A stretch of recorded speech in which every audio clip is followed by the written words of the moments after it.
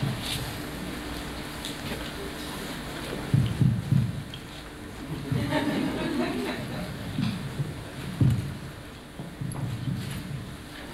and welcome to the Noon Hall. My name is Wessendorff and this is Krieg. Together we have organized this seminar about Richard Foreman and his Ontological-Hysterical.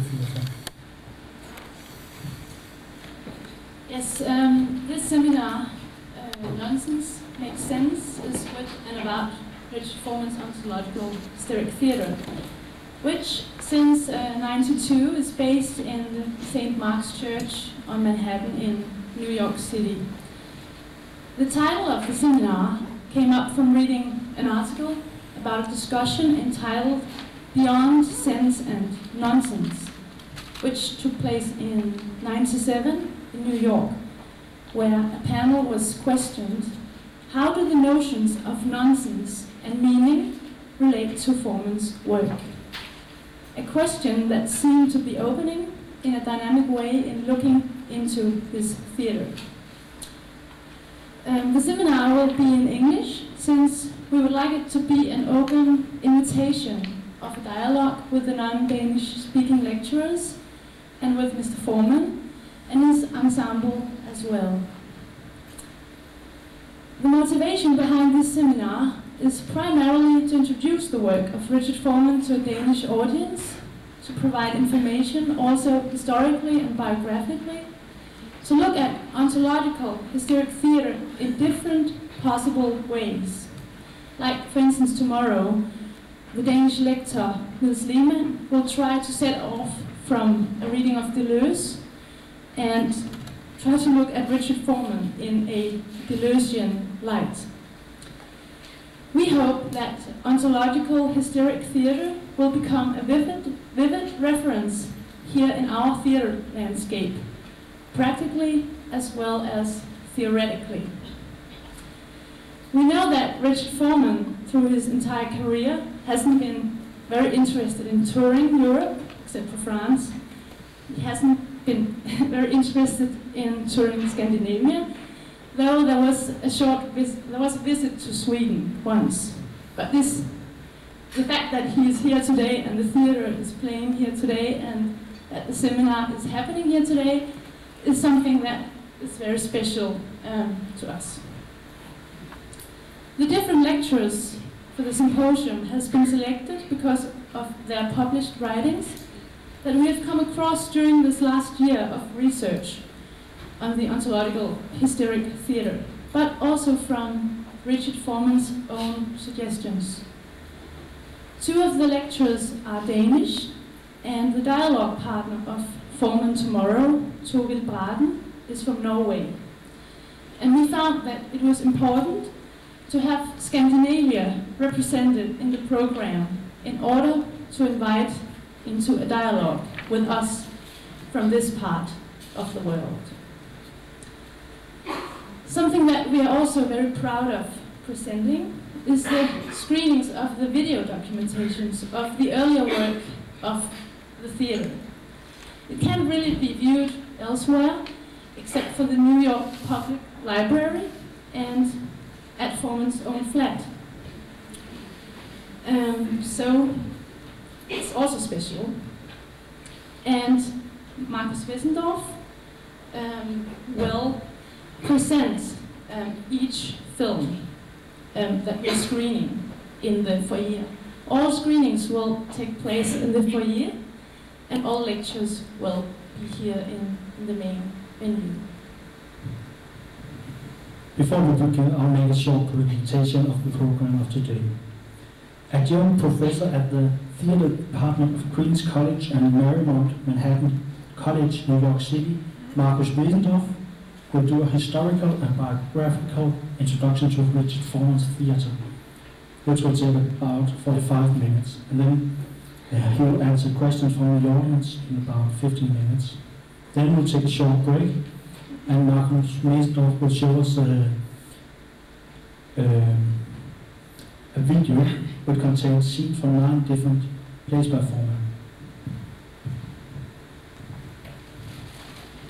Markus Wessendorff recently published this book, Die Bühne at Scene des Denkens, and if you read German, I strongly recommend that you buy and read this book. It covers every aspect of formal theatre, and it's brilliant. Finally, of the day we'll show a video documentation of the Ontological-Hysterical production of Symphony of Rats. Now I'll give the word to Markus Wessendorff.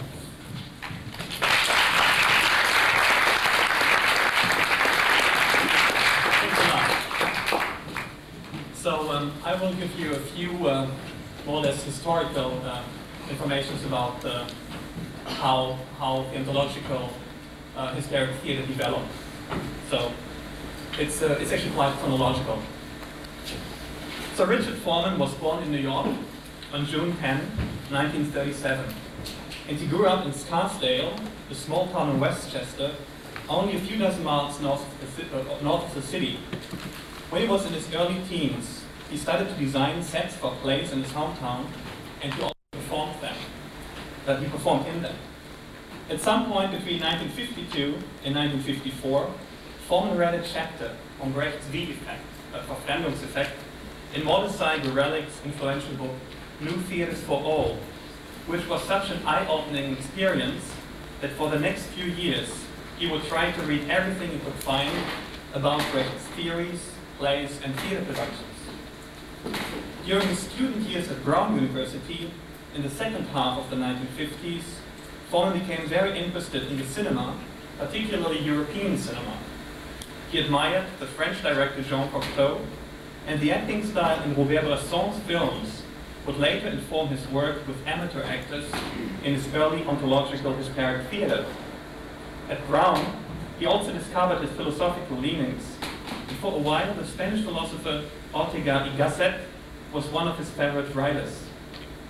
The reading of philosophical texts transported Foreman to a state of intense intellectual excitement, which he would later describe in terms of an ecstatic state.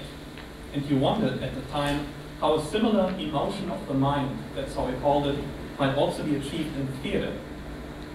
After receiving his Bachelor of Arts from Brown, Foreman went to Yale University. One of his teachers at Yale was the well-known theatre scholar John Gessner. His meticulous approach to play analysis impressed him. Foreman also went to directing class, but the stage tableau which he had created was compared to a Bufferin commercial by the instructor, reference some kind of American aspirin, was compared to a Bufferin commercial by the instructor who discouraged him from further participation in the course. After this incident, however, Foreman mainly devoted himself to playwriting. In 1962, Foreman left Yale University with a Master of Fine Arts. He married the young actress Amy Taubin, and both moved to New York City. Here, Foreman soon entered the circle of filmmaker and critic Jonas Mekas. Mekas was not only the founder of the Filmmakers Cooperative, he was also the editor of the avant-garde magazine Film Culture and one of the figureheads of New American Cinema. New American Cinema was a movement of like-minded filmmakers who were opposed to the narrative aesthetics and the industrial production methods of Hollywood. Apart from their formal experimentation with the medium, the filmmakers were exploring new ways to produce and distribute independent films. In writings and interviews, Foreman has repeatedly stressed how much his own aesthetics were shaped by the work of these filmmakers. To name only three: Ron Rice, who shot The Flower Thief in 1960, Jack Smith, who directed the highly controversial Flaming Creatures in 1963 and 1963, and Michael Snow, who made New York Ear and Eye Control in 1964. Snow would later operate the light boards in Foreman's first theatre production. By the mid-1960s, Foreman was working off and on for the Filmmakers Cooperative, organizing fundraising projects and booking artists like Philip Glass and Trisha Brown for events at the Cinematheque. The Cinematheque was not only a venue for avant-garde film, but also for happenings, minimal music, and postmodern dance. In November-December 1965, for example, the Cinematheque organized the Expanded Cinema Festival, where Foreman saw works by Dick Higgins, Lamont Young, Ken Jacobs, and Andy Warhol. At this festival, he also saw Rehearsal for the Destruction of Atlantis, a performance by Jack Smith, whom he already admired as a filmmaker. Foreman would later write about the midnight performances that Smith presented at his loft. Quote, "To watch Jack Smith perform was to watch human behavior turn into granular stasis, in which every moment of being seemed somehow to contain the seed of unthinkable possibility. The extended slowness, combined with the continual and somewhat calculated going wrong of every performance, brought the audience into a state of present attention that is precisely what other theater avoided in the order to affect or manipulate the audience." End quote. Shortly after his arrival in New York, Foreman had joined the New Dramatists and the playwriting program of the Actors Studio. In spite of his early involvement with the experimental film scene of the 60s, his own writings for the theater at the time were still influenced by the more traditional aesthetics of dramatists such as Arthur Miller. In 1965, the theater producer held an auction on Foreman's play Harry in Love, but it was never produced. Foreman's frustration with mainstream theater, as well as his enthusiasm about the process-oriented work of new American cinema, finally made him give up his attempts at writing well-made plays. Rather than striving to create dramatic masterpieces with linear plots and coherent characters, he now wanted to document in his writing the unconscious impulses of the creative act. The process, as well as the material traces of writing, no longer what it signified or tried to represent as content, became the main subject. Of Foreman's artistic endeavor. For the theoretical underpinnings of his new approach, Foreman basically drew upon two writers, the theater avant-gardist Gertrude Stein and the psychoanalyst Anton Ehrenzweig, who had recently developed a theory of creativity in his book The Hidden Order of Art. As regards Stein, Foreman was particularly struck by two of her ideas about writing, which he later adopted.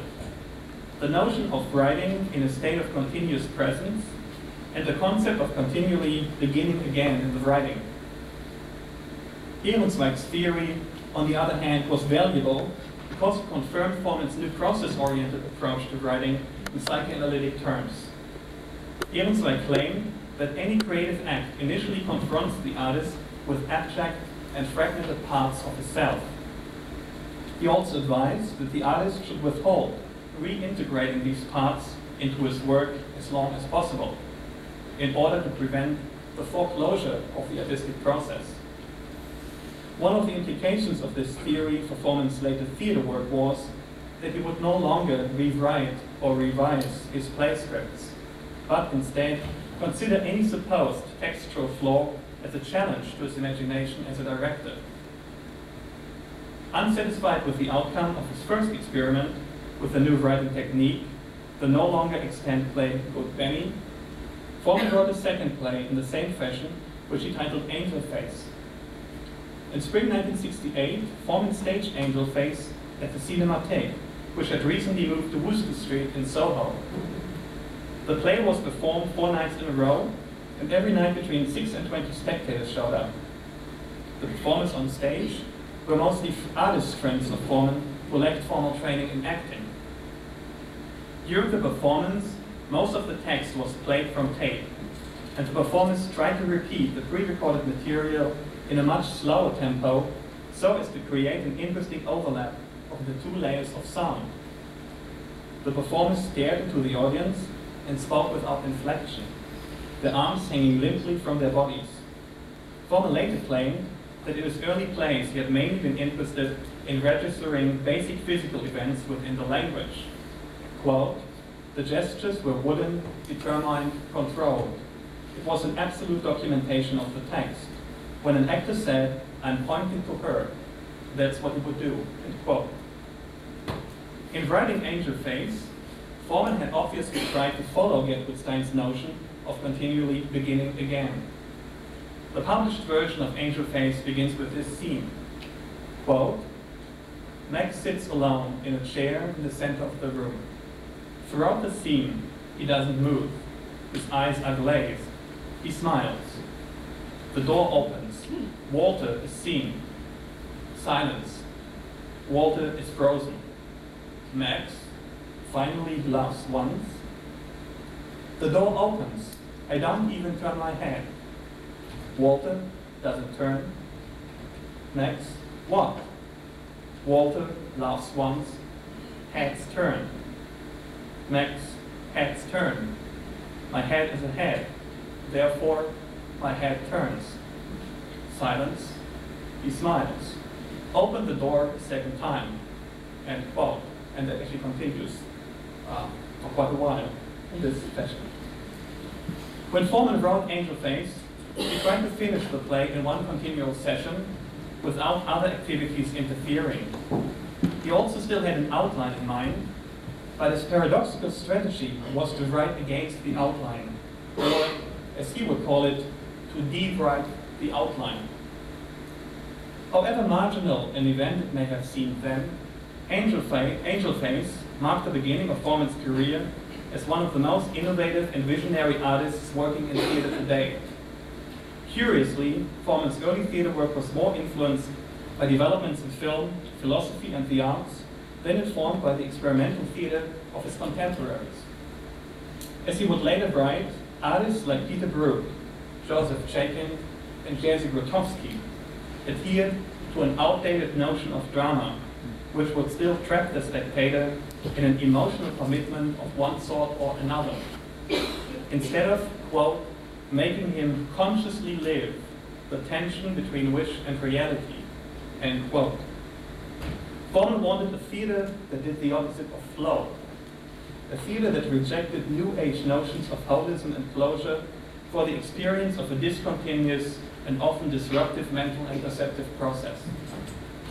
One upcoming theater artist, however, whom Foreman held in high esteem was Robert Wilson, whose production The Life and Times of Sigmund Freud he favorably reviewed for the Village Voice in 1970. Angel Face was presented by Foreman as the first production of his recently founded Ontological-Hysterical theater, a label under which he has since then written, directed, and designed more than 40 plays. Foreman has offered different explanations for the naming of his theater. One is that he liked the name of Hermann Nietzsche's Orgien Mysterium Theater, which performed at the Cinematheque in March 1968, and that Ontological-Hysterical is a pun on Orgien Mysterium, orgies, mysteries.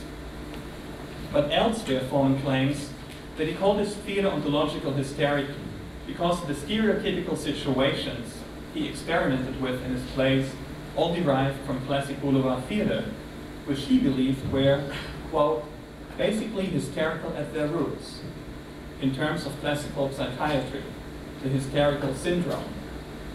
And I'm trying to redeem them, to open up holes by which more cosmic perceptual concerns bleed through, that are really ontological concerns in the Heideggerian sense, end quote. The name of Foreman's theater suggests Martin Heidegger's contemplation of being on the one hand, and Sigmund Freud's and Jacques Lacan's analysis of psychoneuroses on the other, though the overall style of the early ontological-hysterical theater was certainly more ontological and phenomenological than hysterical. Shortly after the run of Angel Face, Foreman also began working in music theater for the first time. The composer Stanley Silverman, who had been commissioned by the Tanglewood Festival to write a new opera, asked Foreman for cooperation. Silverman wrote the score and Foreman the libretto for the fearful radio show Elephant Steps, which was directed by Foreman and first performed at Tanglewood in July and August 1968, 2 years before it also came to New York. Since then, Foreman and Silverman have created 7 works, none of which can be easily classified in terms of music theater. Elephant Steps, for example, included elements of musical theater and rock songs, not unlike those of the musical Hair, which had opened at Joseph Papp's Public Theater in New York the year before. But it also included elements of 1930s swing, as well as atonal passages reminiscent of Arnold Schoenberg. The most popular success of the Foreman-Silverman team to date has probably been Dr. Salavy's Magic Theater, which was produced in 1972. This was the first production in which Foreman would stretch strings horizontally across the stage. Ever since Dr. Salavy's Magic Theatre, this stage device has been a characteristic feature of Foreman's set design. As they cut across the spectator's field of vision, establish architectural relationships between objects and bodies on stage, and point at the spatial quality of the stage itself, strings function as a visual V-effect in his productions by making the spectator aware of his own act of looking. After Dr. Salavy's Magic Theatre, Silverman and Foreman worked on a few more projects. Their last collaboration was on Love and Science in 1990. Until 1973, most productions of the Ontological-Hysterical Theatre were performed at the Cinematheque. Total Recall, Sophia Wisdom Part 2 in 1970, Hotel China, Parts 1 and 2 in 1971, and Sophia Wisdom Part 3, The Cliffs, in 1973. In Hotel China, Kate Mannheim, daughter of the Brecht translator Rolf Mannheim, made her first appearance. Foreman had met her through his work with the Filmmakers Cooperative and had asked her to perform in one of his plays. Her performance as Rhoda, a role which she would play in all subsequent productions of the Ontological-Hysterical Theatre until the mid-1980s, and which consisted of frequent undressing scenes, a rigid stare into the audience, and a shrill acting style, soon became a recognizable and distinctive feature of Foreman's theatre. Increasingly, the antagonistic relationship between Mannheim, the hysterical actress, and Foreman, the master director, became not only the focus of most ontological hysteric theatre productions, but also their driving force. During the same period, allusions to psychoanalysis and surrealist imagery became more and more prominent in Foreman's plays, and Jacques Lacan succeeded Bertolt Brecht and Gertrude Stein as Foreman's favorite writer. With Mannheim gradually taking over the stage as the central performer, the overall style of the Ontological-Hysterical Theatre slowly shifted from the early minimalist and phenomenological concerns to an overtly histrionic and baroque theatricality, or simply from the ontological to the hysterical. Foreman wrote in a second Ontological-Hysteric Manifesto from 1974, quote, "I thought the task was to re-tree the tree, make the spectator see it fresh, strange, as for the first time, not seeing real tree through the learned concept tree. Now I realize the task is the opposite, not re-tree the tree, but de-tree the tree. Make it function consciously as the element it is in man's attempt to be a soul," end quote. After his return from Paris, where he had staged his classical therapy, a week under the influence in fall 1973, Foreman bought a loft, which became the new residence of the Ontological-Hysterical Theatre. This loft was located in Soho at the corner of Broadway and Broome Street, only a few blocks away from the Cinematheque. The plays which Foreman would produce at his new theatre included Pain and Vertical Mobility, both in 1974, Pandering to the Masses and Misrepresentation in 1975, Rhoda and Potato Land, Where Fall Starts in 1976, Book of Splendors, Part 2, Action at a Distance in 1977, and Boulevard de Paris, also in 1977. In most of Foreman's productions until the late 1970s, the performers didn't wear costumes, but performed in the clothes they wore to their first rehearsal. Also, there were no flashy lighting effects, nor any elaborate lighting designs. Foreman, however, had an identifiable style of using lights. To distance the spectator from the work, the two brightest ceiling lights were usually aimed directly at the audience. Sitting at his desk in front of the stage and clearly visible to the audience, Foreman would run the lights and the sound, produce live sound effects, and interrupt the performance occasionally by yelling, "Cue." He controlled the rhythm of the performance by playing and stopping the tape recorder. As in his early productions, the actors would still repeat the text, which was played from tape.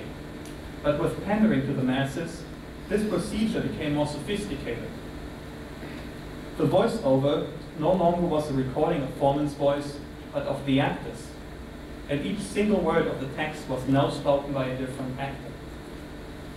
During the performance, this recording was amplified through a quadro system of loudspeakers which surrounded the audience on all sides.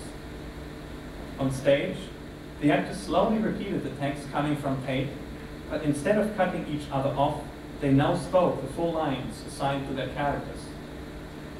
In this period, Foreman also became more interested in exploring the relationship between bodies and objects on stage, and the performers began to pose in unusual and striking ways.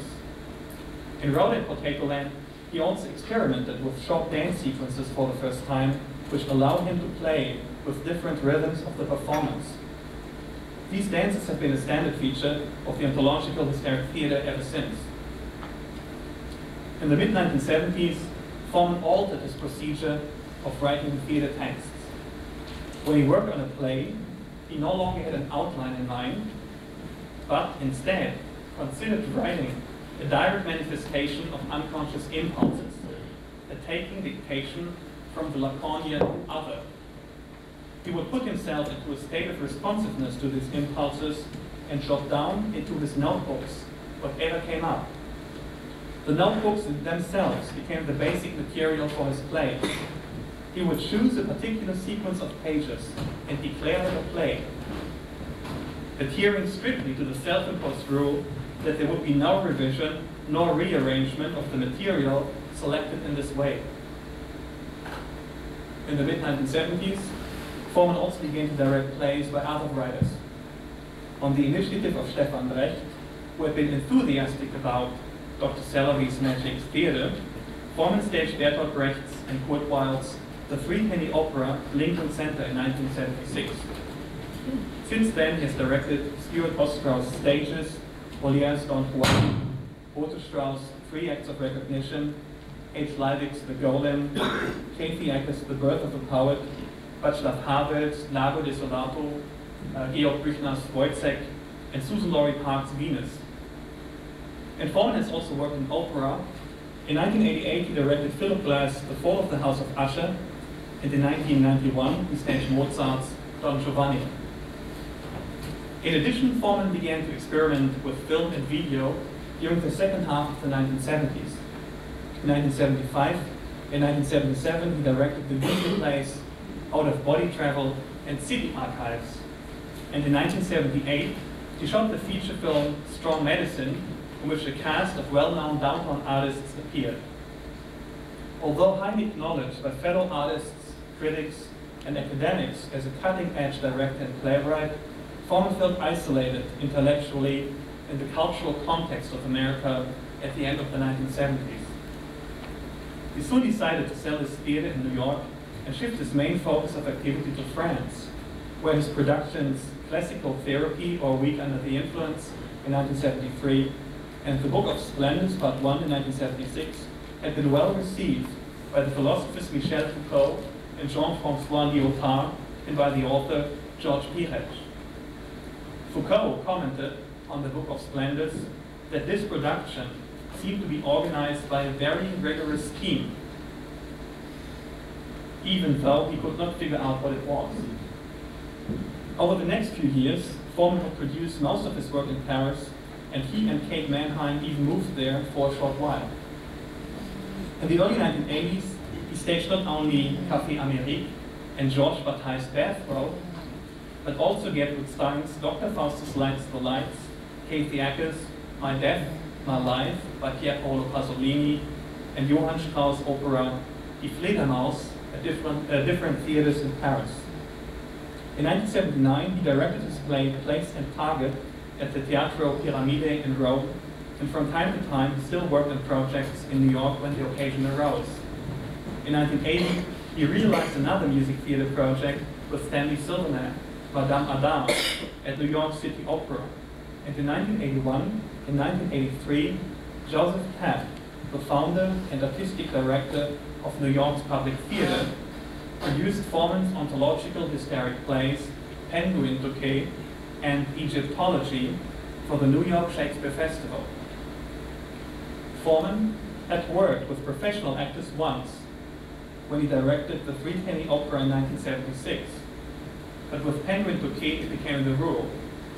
The decision to work with professionals entailed other changes as well. The actors no longer repeated the text which came from tape, but were now speaking their text directly.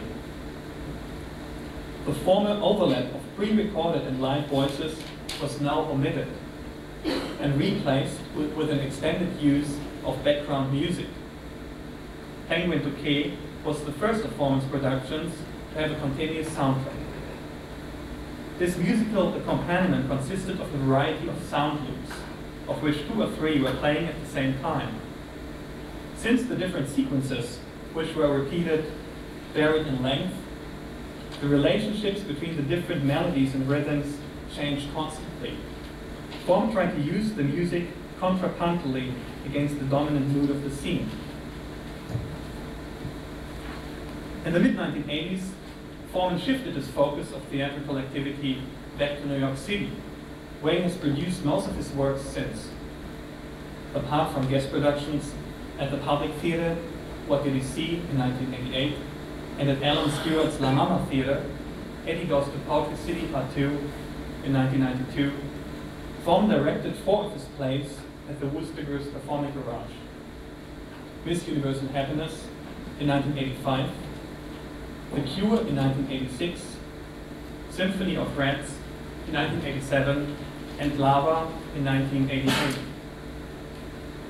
2 of these productions, Miss Universal Happiness and the Symphony of Rats, also featured the actors of the Wooster Group. Foreman's plays during this period varied considerably in style. While Miss Universal Happiness was Foreman's successful attempt to top his former achievements in fast, shrill, and hysterical theatricality, The Cure, which would follow it 1 year later, was just the opposite. The most pensive and introspective play he had done to date. With its small cast, 3 actors, including Kate Manheim, its private and restrained tone, and its evocative allusions to Jewish mysticism and other spiritual traditions, The Cure prefigured 2 other equally meditative chamber plays, which Foreman would later stage at St. Mark's Church, but which would be more openly concerned with death and mortality, The Mind King and Samuel's Major Problems. Ever since The Cure, Foreman has used body microphones in his productions. Body mics can create a very intimate atmosphere because they allow the actors to almost whisper their lines and still be audible to the audience. This intimacy, however, is counterbalanced in Foreman's work by devices which interfere with the audience's field of vision. In addition to the already mentioned strings and blinding lights, Foreman often reinforces the spatial dividing line between stage and audience by using reflecting sheets of perspex, railings, totem-like decorated poles, and meshes. But The Cure also indicated a change in Foreman's approach to writing. The Cure and some of the plays following it have a stronger lyrical flavor and rhythm than his earlier texts. Lines are no longer interrupted intermittently or broken off right away, but they now develop into longer passages and monologues, which often involve poetic motifs and cryptic fables. As Foreman has stated, he constantly listened to 2 different sound loops while he was writing The Cure, with the result that his writing impulse didn't fizzle out after only a few words or lines. Quote, "Before The Cure, I'd certainly written by taking dictation from my unconscious, but the fragments that came before were much briefer. Listening to the loops gave the writing an impetus to keep going, to expand. The rhythmical energy of the double music encouraged me to keep talking to myself and not to be embarrassed by what was appearing on the page." End quote. Lava, which Foreman directed in 1988 at the Performing Garage, has been his most openly theater-theoretical play to date. The stage essay on the libidinal economy underlying his work as an artist, a meditation on his metaphysical desire for presence and its inevitable failure. Like his early work, this production was dominated by his voiceover, passages of which were occasionally repeated or commented upon by the 4 characters on stage. But different from Foreman's early theater texts, Lava is a highly self-reflective and mock philosophical essay for which the Broadly author ruminates about the transcendental as well as aesthetic experience, which she refers to as category 3. Quote, there is first logic of things coming out of other things, a logical connection, be that cause and effect, or determined by categories or logical types or motivational source, etc. Then there's category 2. Random nonsense, nonsense, chance, random relations, all those kinds of relations or non-relations, whatever you choose to call them. So category 3 is a connective tissue that cannot be traced, and yet is the one truly lively way of perceiving the world. It lays down the ground of the real being alive, where the two other categories are predictable in their emotional kick. If something can flow through me in the right way from these two other places at once, flowing through me, then I'm in category 3, end quote. Lava revolves around the question of how to reach category 3 and whether the offstage voice or the characters or, by implication, the spectators have already arrived at that state. But of course, Foreman's play offers no unambiguous conclusion. Similar to the impossible peak experiences pursued by other characters in other Foreman plays, such as Paradise, Poetry City, etc., category 3 is as elusive as Lacan's jouissance and can best be described by Heidegger's paradoxical notion of the event, which only takes place in its withdrawal. During the second half of the 1980s, Foreman worked again on smaller film projects. A 40-minute black and white film was screened as part of his production of Film is Evil, Radio is Good, which he staged in 1987 in cooperation with the Experimental Theatre Wing of New York University. In this production, Kate Mannheim appeared on stage for the last time, but she could be seen once more in Foreman's TV feature Total Rain, which she directed for the public channel PBS in 1989. Since their retreat from the stage, Mannheim has pursued a career as a painter. In the late 1980s, she and Foreman finally got married. Since 1991, Foreman has worked in his own theater again, the Ontological in the attic of St. Mark's Church in Manhattan's East Village. St. Mark's Church has been a venue for experimental dance and theater since the early 1960s, when groups like the Theater Genesis, which included Sam Shepard, worked there. Foreman usually directs one production a year at the Ontological, starting rehearsals in October, opening in December or January, and running until March or April. The plays which he has staged so far at the Ontological include The Mime King in 1992, Samuel's Major Problems, 1993, My Head Was a Sledgehammer in 1994, I've Got the Shakes in 1995, Universe, i.e. How It Works, 1996, Venida Canova in 1998, and of course Hotel Fuck, which was running as Paradise Hotel in New York for sponsorship reasons. The original project was to stage Hotel Fuck with Reza Abdul's former company Dana Luz in the cooperation with a group of actors who were known for their audacity and unreserved commitment. Foreman sought a chance to reconnect to the aggressiveness of his early work, and this expectation also informed the writing of his play. However, the idea to work with a large cast in a large space couldn't be realized for financial reasons, and Hotel Fuck was finally staged at the Ontological with a much smaller cast, which only included 3 actors of Abdul's former company. Apart from Hotel Fuck, which was shown in Berlin and of course now in Copenhagen, and which will go to Paris next month, 2 other productions of Foreman's have recently toured internationally to great public acclaim. Permanent Brain Damage in 1996 and Pearls for Pigs in 1997. In 1995, Foreman was the recipient of a MacArthur Fellowship, one of the most prestigious awards in the United States, which is also called the Genius Grant. Over the years, Foreman's plays have won 9 Obies, the highest honor for off-Broadway theater productions in New York City. Foreman is also one of the most articulate well-read, and intellectual theater artists of our time. Similar to Gertrude Stein and Bertolt Brecht, Foreman has developed his own theater theory, and his work as a theater practitioner and artist has continually been informed by his theoretical concerns. Since the mid-1960s, Foreman has regularly contributed manifestos, reviews, and articles to a variety of art and theater magazines. 3 of the 4 play collections, which he has published to date, also include major theoretical essays in which he reflects on the psychoanalytic, phenomenological, and aesthetic underpinnings of his writing method and theater work. Foreman has put out 1 book with his music theater texts, and in 1997 he published his first novel, or you could call it a no-novel perhaps, Nobody, a novel in parts, in which several characters from his later plays reappear. Foreman's next production, Bad Boy Nietzsche, will open at the Ontological in January 2000.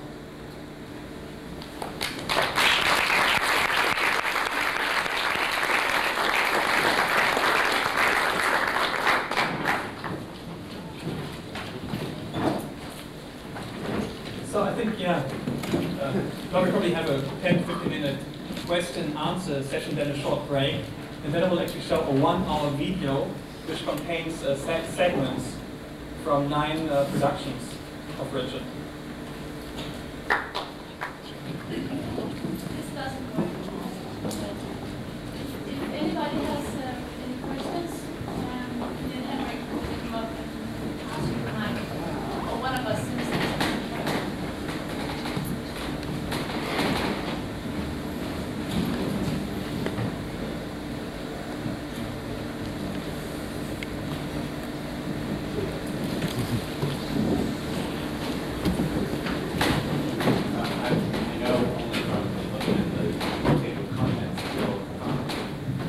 I know from looking at your book very briefly that you talk a bit about your performance work in terms of Jack Smith and other culture of the early 1960s. And I just mentioned it briefly today, and I wonder if you could talk a bit more about that. Yeah, I mean, Jack Smith is probably not very well known in Europe, but he was highly influential in the early 1960s, not only as a filmmaker, but also as a performance artist. I mean, basically his films have influenced Andy Warhol quite a lot, and his performances, many of which were performed in his own private loft, and which took hours and hours and hours, were really they were really interesting for their slowness, for their kind of unpredictability of what would happen next. It was almost like generating the performance text while the performance was happening. And Ron Wolle, who performed in a few of Richard's plays, basically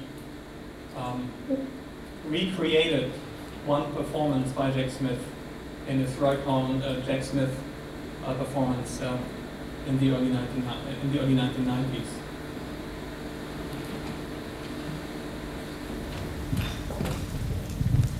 Well, then I have a question. You are, as an academic, do you consider Foreman's theories, theoretical, his writings, his theories, as an art form itself, or as, according to academic standards, theories?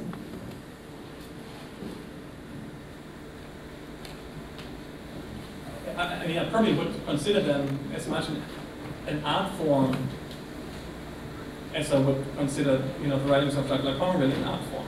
I mean, of course, they're very dense theoretical texts, which however also follow their own logic.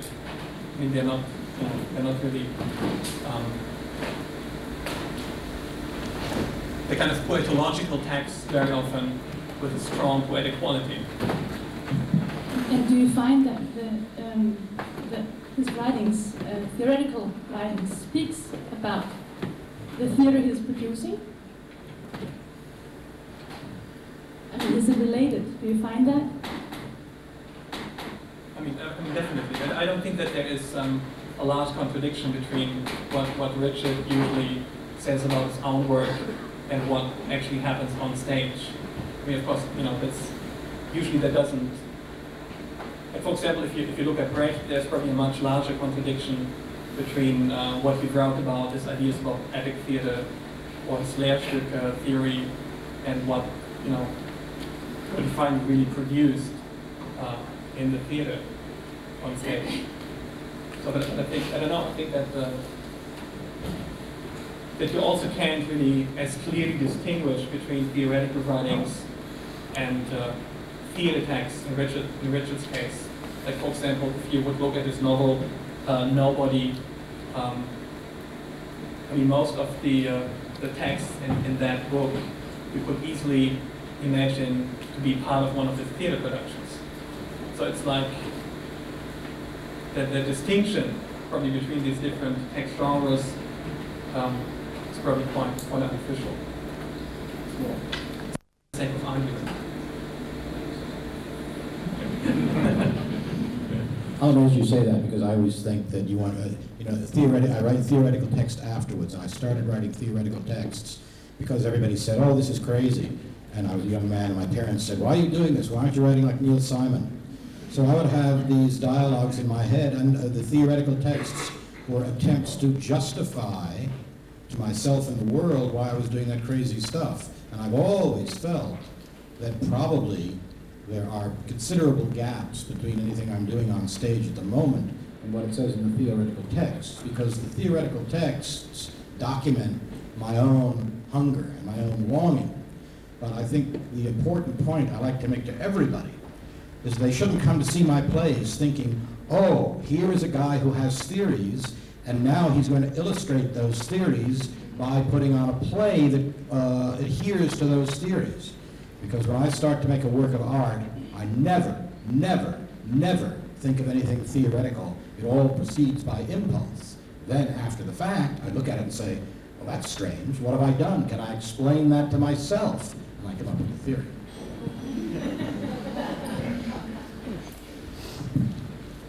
However, the theory still seems to explain your work quite well.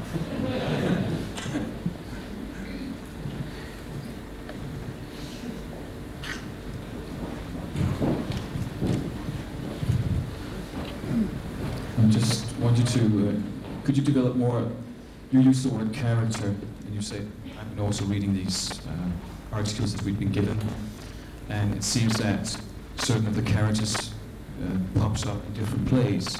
On the other hand, I understand that this theory of new beginning and constantly somehow being on the verge of changing things doesn't really suit the word character. I mean, character is some kind of stableness in the normal view. Could you dwell into that? Actually, I have to say, of course, I didn't know which word to use. You couldn't really call the dramatic persona. You couldn't even call them dramatic persona, but the figures in Richard's plays characters, because of course, the word character involves all these traditional notions we have of kind of coherent psychological characters, and that's of course you wouldn't find characters like that in Richard's work.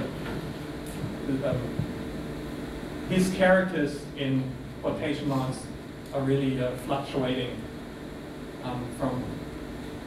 they basically really find themselves in each single moment. So to speak, to decharacterize the character. I don't think that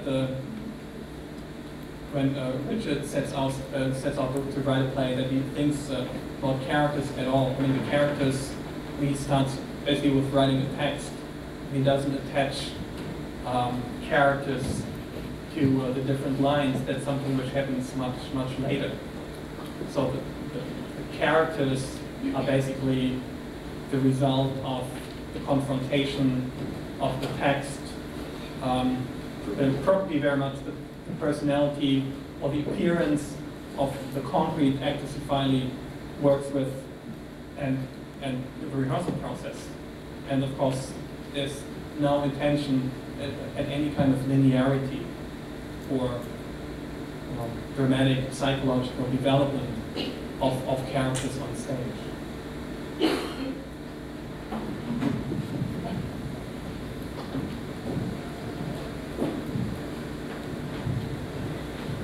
Anybody else? I wonder if you could say a few words about the scene that you see behind you, about the stage.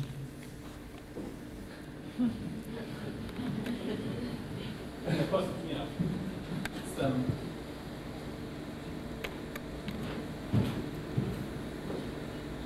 in a certain way, of course, there are very many familiar elements in this set design, as in former works by Richard. Like most of his productions are actually cladded with almost bursting over with objects on stage. What is quite typical for the work he's done at the Ontological Theatre, simply that the stage space is quite narrow. It almost gives you this kind of bas relief, always creates this bas relief effect. And also, there are so many objects on the stage, and kind of course, I talk about a few channel plays which refer to death and mortality a lot, but also in this place you have quite a few skulls, for example, and kind of there's a certain somberness about the stage, which also pretty much evokes kind of late 19th century occult societies, or it's kind of basically it's like different places crashing into each other, from a hotel foyer to an occult club to the remains of a sad birthday party. It's like can't be really fixed. It's kind of a really variety of different. It's a Baroque excess almost of associations and connotations and iconographies he plays with in his set designs. Yeah. You know, and I'm sure there are so many other things to talk about. I'll avoid saying similar things when I'm supposed to be interviewed tomorrow. Maybe I'll say exactly opposite things just to make it more interesting. But what should be borne in mind, we start rehearsing in the set. However, the set doesn't look like this. Every year I think, oh my God, all this crap can we do? I'm going to do a play that's going to be, just simple walls, what have you. And then, as we rehearse week after week, since for me the important thing is not that the audience follows the development of a character who has a life project and you identify with his psychology and hope that he succeeds or fails, whatever it is. Instead, what is happening is that there has been language generated in the original writing of the text. And then, because I want to flesh out that language, I decide to distribute this monologue, as it were, to different actors, so different parts of my own head can collide with each other.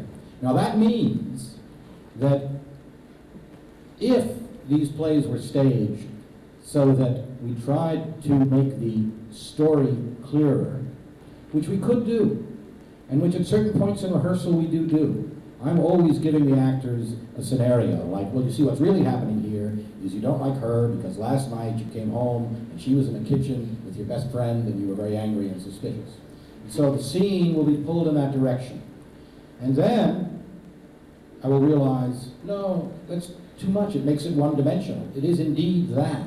And if you emphasize that one directionality of that normal psychological involvement that we're all so used to in the theater, that blocks you from really perceiving and savoring the way things in the language that arise have associations, as in contemporary poetry, for instance, with all kinds of other things that are not inside that particular situation. So I say to the actors, okay, forget it, it's getting to be too much a realistic narrative scene that's going someplace. That's there, but we want to refragment it so you can see all the other connectors.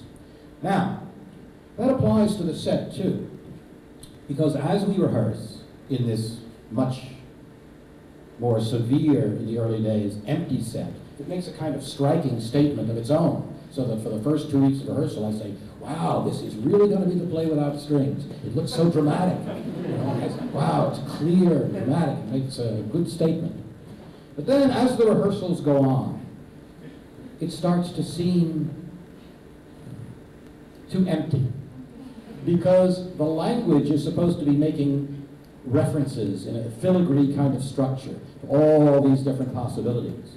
And in order to reinforce that, I feel the need increasingly that no, there have to be more objects that the language can bounce off of, so that you, as you watch the entire stage, as the play is proceeding, there are different nooks and crannies of different possible escapes and reference points, so that even if they're not specific, you just get the feeling that this is a multifaceted universe. All this, for me, all this clutter makes a multifaceted universe against which the multifaceted text has many points to bounce off of. So it's as if this were, well, you have a violin. The violin has a box to make the note have a certain vibrato, a certain vibration.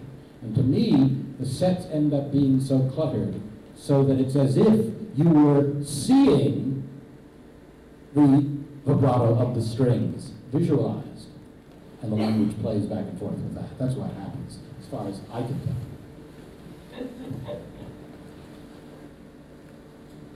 Okay, then I have a question for you. You've been an intern, right, at the Lava? I actually only worked on one production of Richard as a technical assistant, actually on Lava in what has drawn you as a German to the Ontological-Hysterical theater?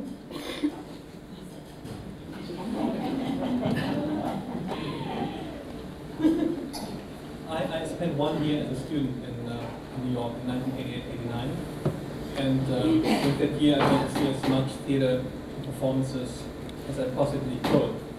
And there were really only 2 productions which I really liked during that year, which I actually saw several times. And one production was The Temptation of St. Anthony by Wessendorff, and the other production was What Did He See by Richard, which he had staged at the Public Theater. So one of these performances is simply approached them what I could.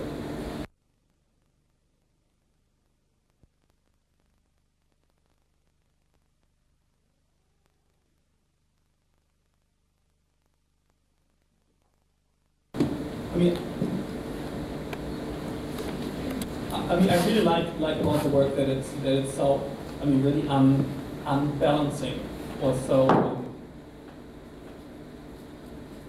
unsettling in a certain way.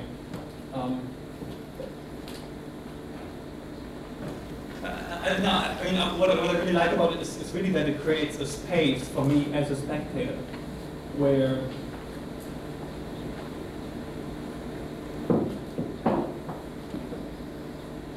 it's very difficult to describe kind of the effect these plays have on me, but they always make me, they get this kind of hilariously positive mood. I don't see anything negative or depressing in Richard's work. I think they're actually really plays which make myself open up to certain, spiritual or intellectual dimensions. I find it very difficult to put that in words. But it's like, can go take a short break. Thank you.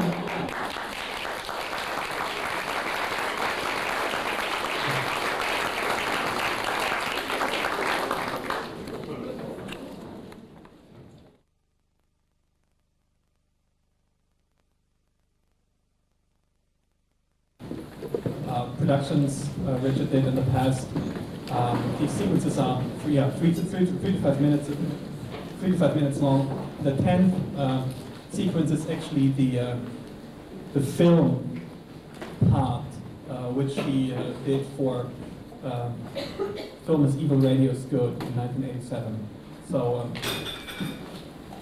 yeah, I will actually, they're short black sequences between each sequence, and I will only make a short announcement each time which production you're actually seeing.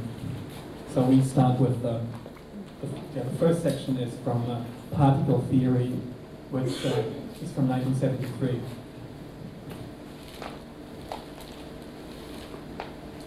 Easy to cross the legs, that to cross the eyes, right hand.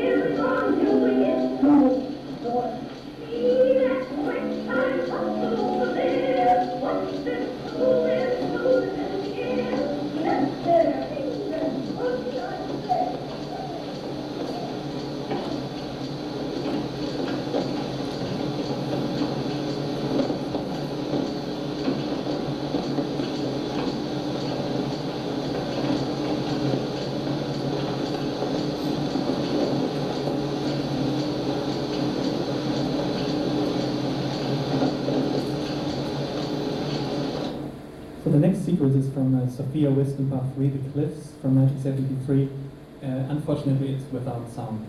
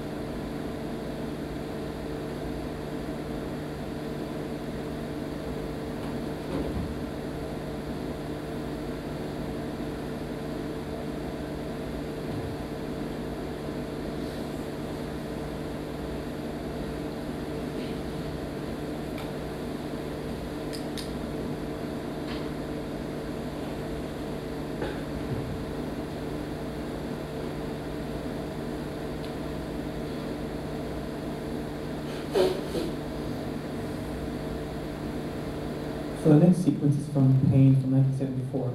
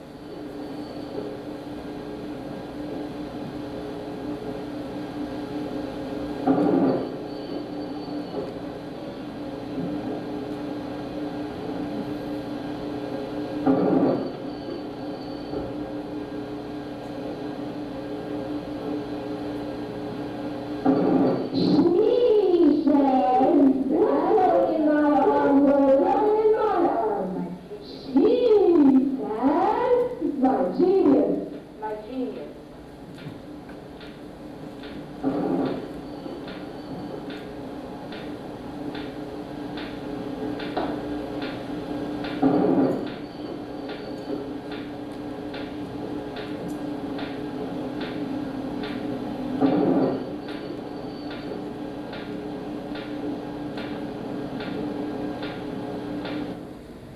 So the next sequence is from Vertical Mobility, also 1974.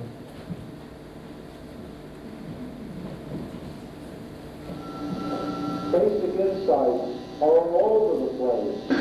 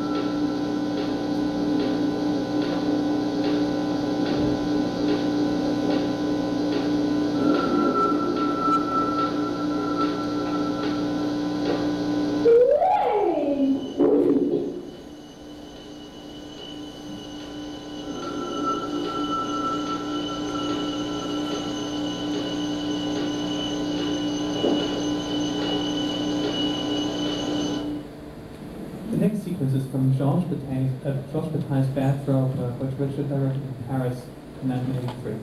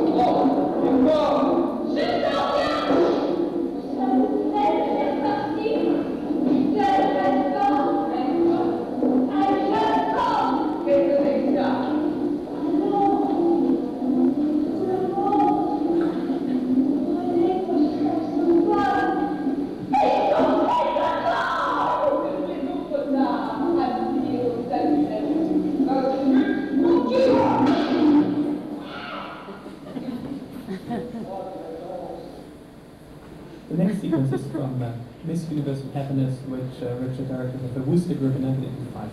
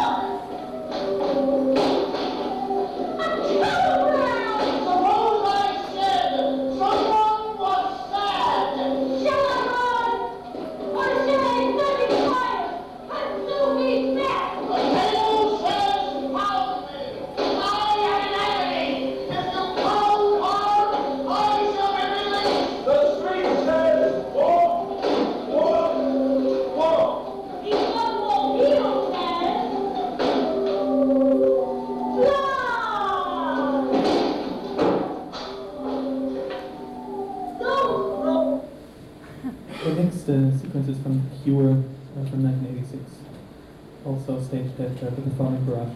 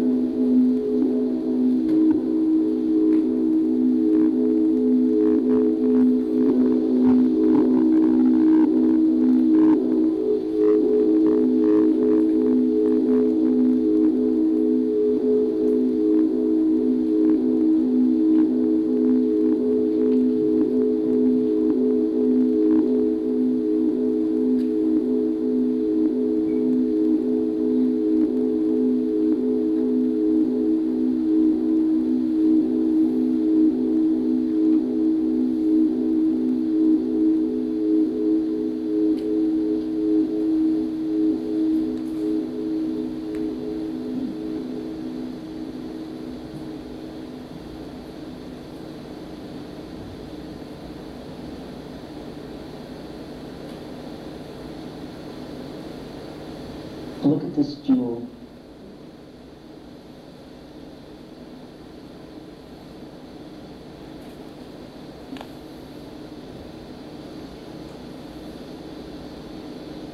It smiles at me. It's faceted. That means the light enters it and bounces around before it comes out.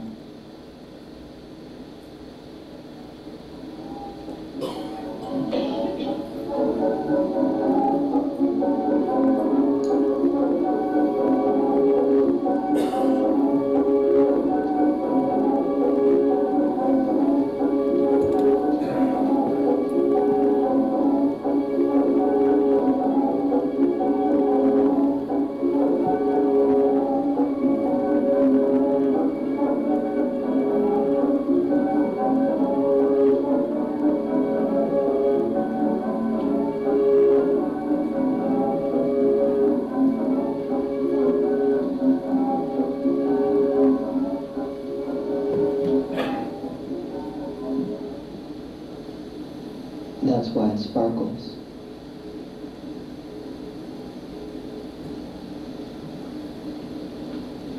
The idea enters it, bounces around,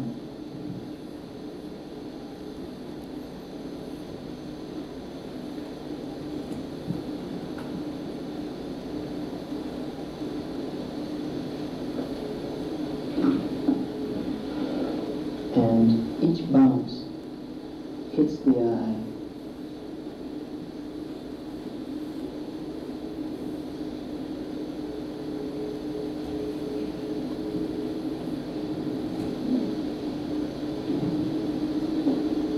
A jewel of an idea.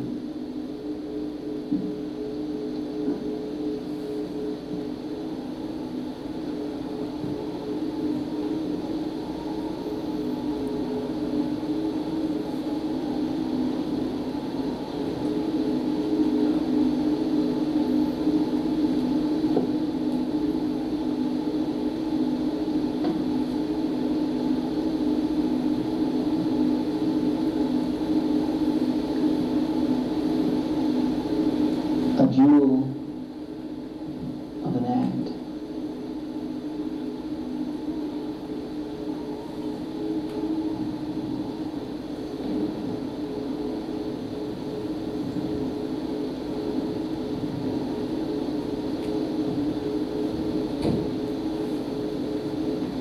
A jewel of emotion.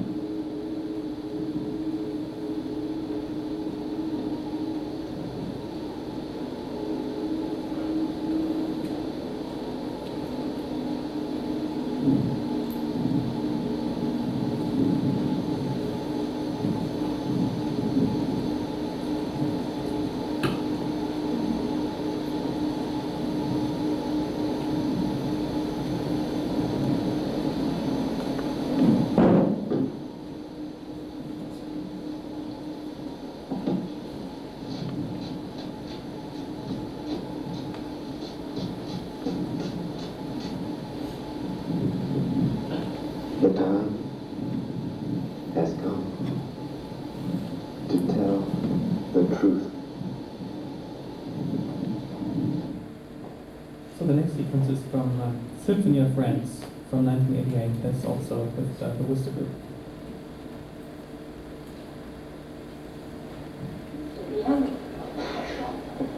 We're doing non-community versus Margaret. Mr. President, you can broadcast a list of the animals that make your heart skip an occasional beat.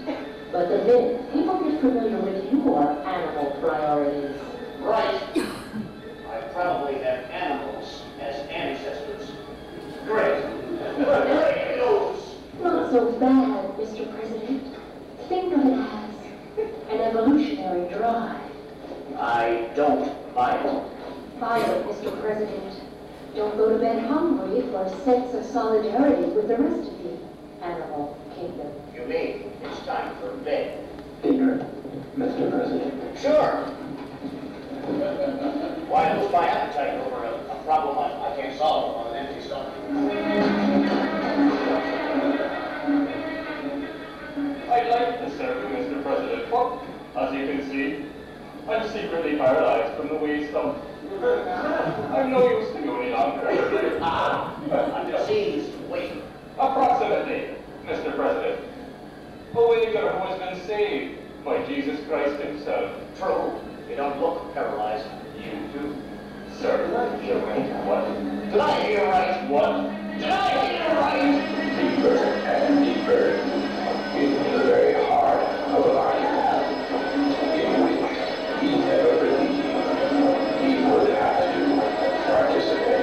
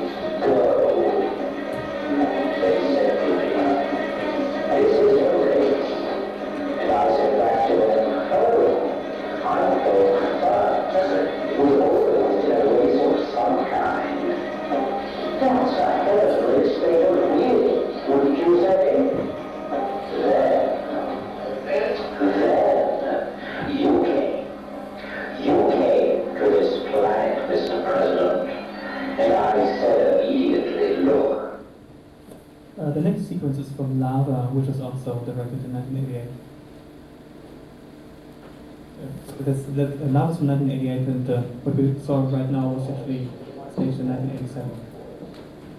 1, 2, 3, 1, 2, 1, 2, 3, 1, 2. Non-ice. Non-ice. Bad idea. Break something. Okay. Break something. 3, 4, 5, 6, 1, 2, 3, 4, 5. City of materials. That's how deep my dream goes, and it goes deep. The spirit of things, not here floating about for just anybody to catch, because the material matter is swamping all those who do get swamped. The substance delineation is rolling over me like a wave of sudden understanding, and I think that substance inside you just needs me, frankly, to get my hands in there to do a sort of manipulation, which to outsiders is going to look like mental massage. That excites me, but not enough. When you say excited, you're still traveling in the realm of the self-contained. Could I count on you for anything but a series of premises that pan out to nothing? All my premises pan out, because when you beat something as thin as the world's thinnest sheet of any unusually valuable substance, that mental cornucopia can pour out over a whole world that has its own secret name, and the name is itself. Itself. You recognize that name, I'm sure, hidden in some of your favorite evocative nouns like wood, glue, iron, flesh, brain, steel, metal, gold, fabric, fiber, flesh, gold. Those words almost turn it around for me. Those aren't words. They don't function like words, because you put out your hand and groped towards the wrong, real thing. The way out? Too late. Too late. I'll make a fast exit. Open the door, no more. Open, no door, there is no door. There is a door, I don't see a door. Sure, there is. The door out is outside. The door in is inside. Am I outside or inside? You want to get out or in? I want to get out. That's where the door is. I want to get in. That's where the door is. I don't see no door. I don't see no door. I don't see no door. Doctors of death on the rampage again, spreading their violence wherever they can. Poison that punishes, poison that kills. Relieve the medicine, sure for your ills. Sadness on sadness, piled up to the sky. Only escape is escape in cry.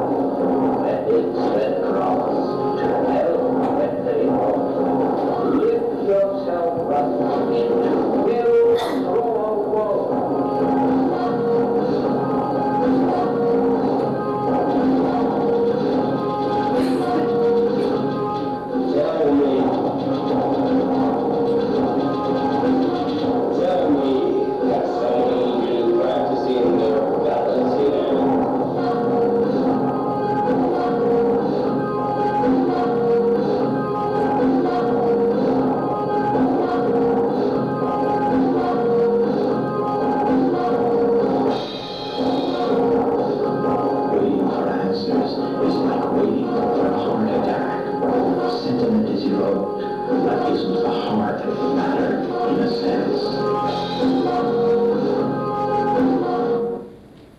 So the next sequence is from Eddie Goes to Party City, Part 2, which Richard directed at La Mama in 1991.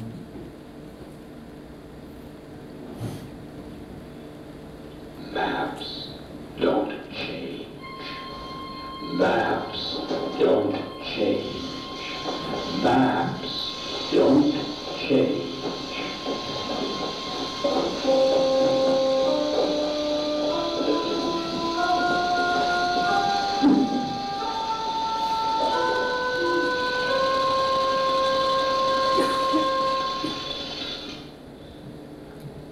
You should have better than that, Eddie.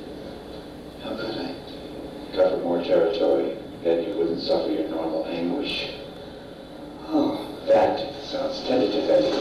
I've been promised similar things on other occasions. Disappointed? Other times. But Eddie keeps trying. Didn't you recommend certain exercises? Not me. You said that if I know perfectly well what I said, Eddie. Cover more territory. Try using your head like a bicycle. That can be interpreted in different ways. I hope so. Hey. Don't think Marie can help. You have a self-satisfied smirk. And that's not polite. It's true, Marie. Look at the smirk on his face. Like a bicycle, Eddie. No big mystery. He's been helping you like a friend, Eddie. Reviewing the history of our relationship. I'm the only one in this office who can't ride. Please. Help. Sure. Mistake number one. But okay, let's find out what it leads to.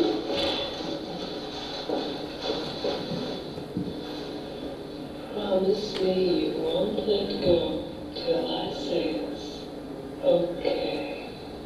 Murray, I promise.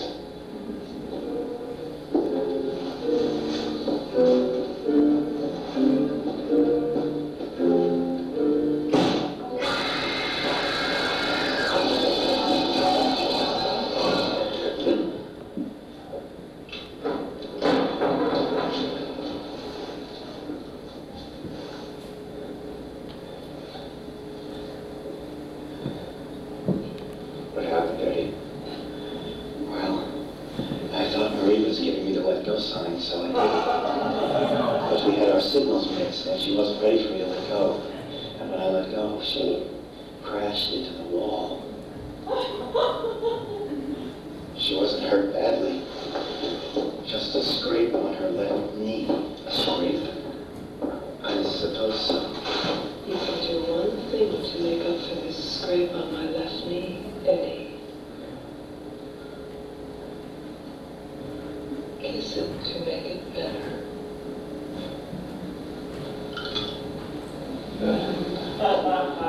Okay.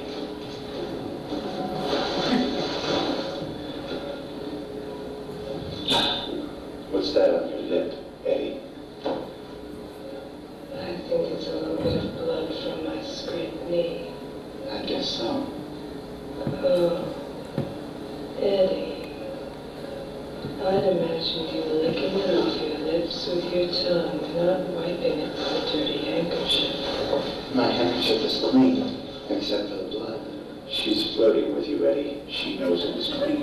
How much she know? It's in your character, Eddie. Eddie, there seems to be a little bit of blood still on my knee. Are you flirting with me, Murray? Probably, Eddie.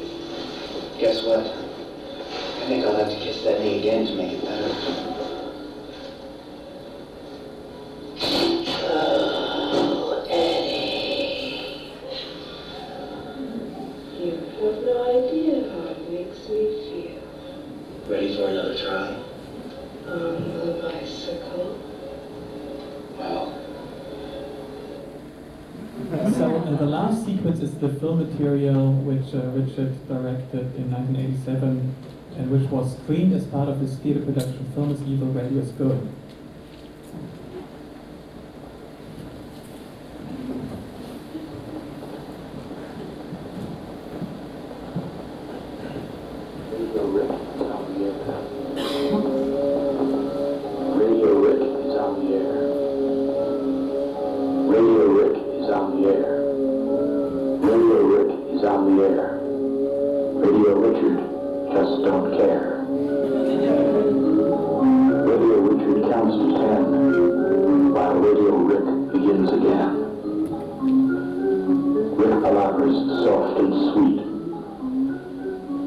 while Radio Richard warms his feet.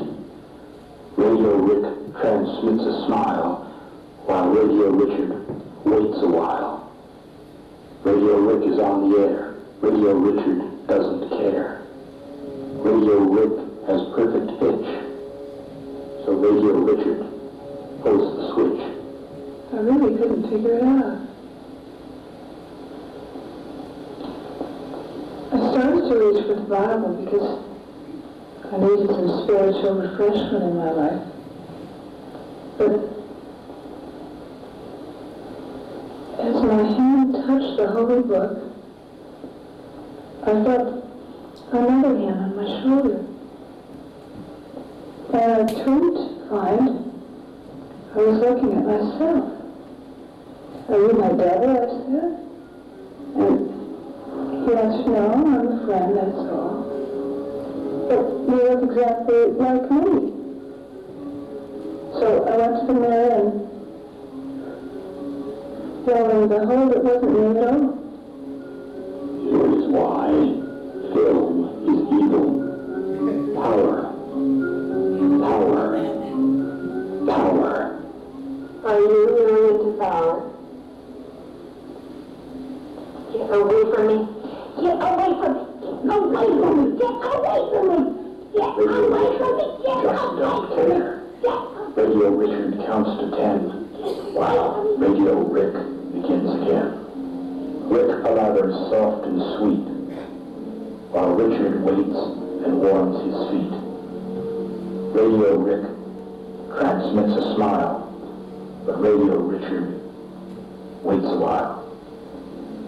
Radio Rick is on the air. Radio Richard doesn't care.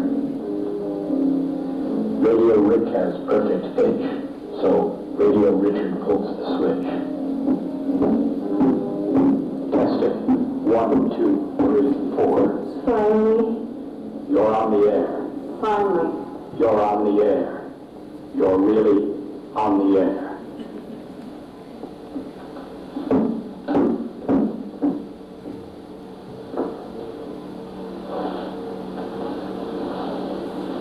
I feel myself radiating to the whole world.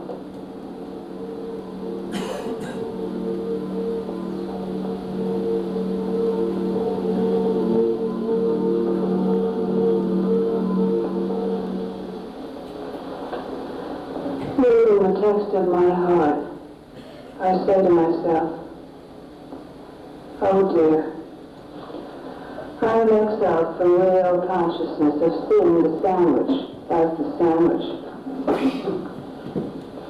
Listen to my letters in specific mental colors.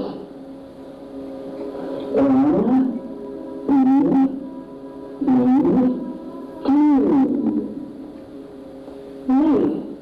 You spelled me, Grandma. Look what time it is. Well, you'll need up time here, sweet thing. I am excluded from real consciousness of what you're telling me.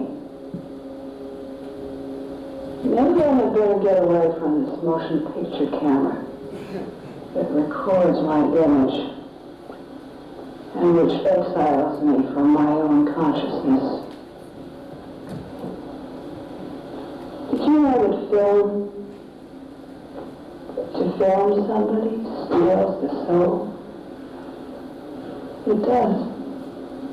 It steals the soul. People in touch with their own inner light understand. They understand that. I am excluded from real consciousness of seeing myself, even when I think I'm looking at myself. I am excluded from real consciousness of seeing my hand, even when I place it against my forehead, when all the mental activity is taking place. I am excluded from real consciousness of getting my bearings when I do my imagination exercises, because that's just a ploy I use when I find myself in a place that's real, even if it doesn't seem real.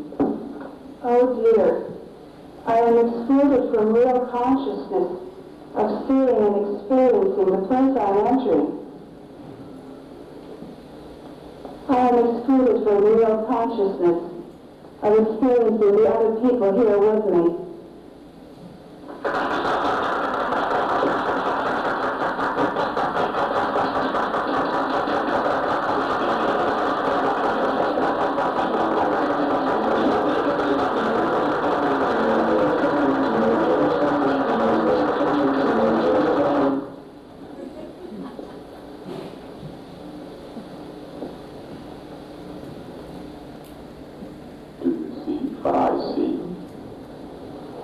Surrounded by artists, as we all are. I'm waiting for somebody else to explain my thoughts. Interestingly enough, I guarantee to stop speaking at the precise moment your camera begins to film my image. Will you stand up, please? Forgive me, I feel shy about giving orders to someone like you. The camera isn't rolling at this moment. I ask because I promised to stop speaking. We'll tell you as soon as we start filming. How do you want me to position myself? I apologize for making everything so artificial. But that's a great opportunity. No, please.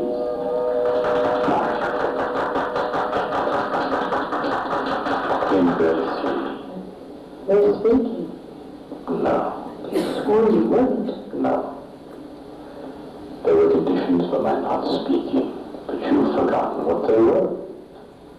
You forget almost everything. You're right to admonish us. I admonish nobody. You've misunderstood me completely. I'm complimenting you rather than criticizing you. And if I were to continue speaking, I hope the conditions of my speaking and not speaking would bloom and fade. Like these flowers. He's not following the script. Should we stop filming? No, continue. I'm not really a man of flowers. On the contrary. Can you imagine me in a business suit? A man of affairs, efficient, cruel, blinded by ambition?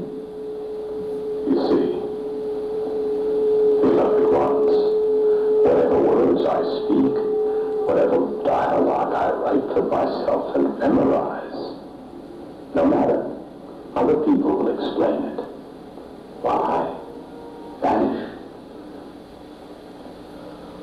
The camera's rolling, which means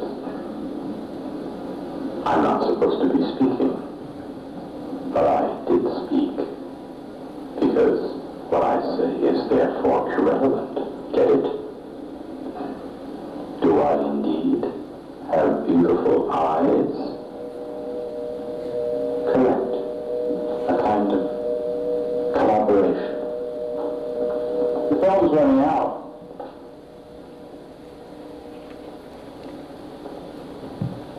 It won't run out.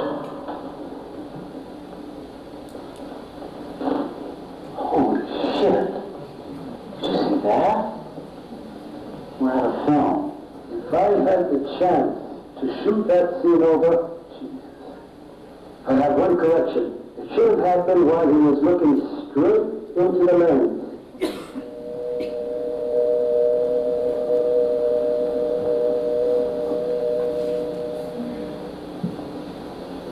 It was amazing to see that you weren't there. But I saw it on film.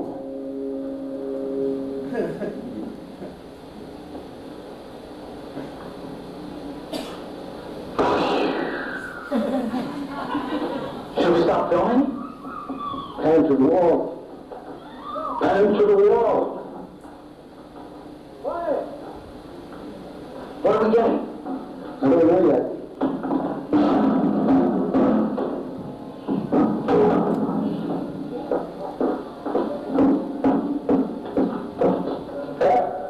Don't stop filming, goddammit. Yes? shot. No. You keep filming no matter what. I already stopped the camera. You film me. You keep filming me, whatever happens. No more missed opportunities, okay? No more being left out of things. No more forget yourself because everybody else forgets. No more of that shit. No more forgetting anything. Big, little, or what you say doesn't count. No more of that shit. Hell on wheels. You really weren't the first guy.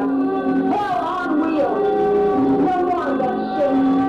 Hell on wheels. Hell on wheels.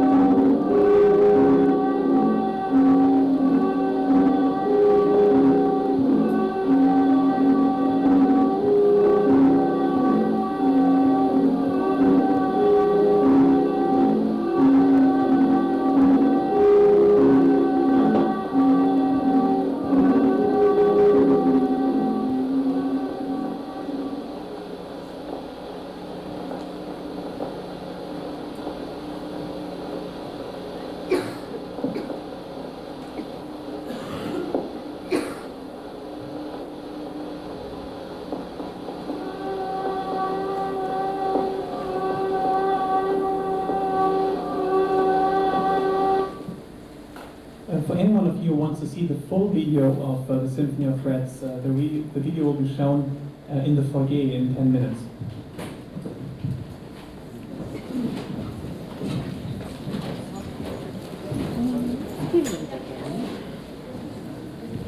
Yes, thank you for coming today, and tomorrow we will start at 10 o'clock with the lecture of Niels Lehmann called Becoming Hotel Fuck. Richard Foreman in Delusion Light. And the screening of Symphony of Rats will be in the foyer, and after that the performance Hotel Fuck will take place here at 8 o'clock.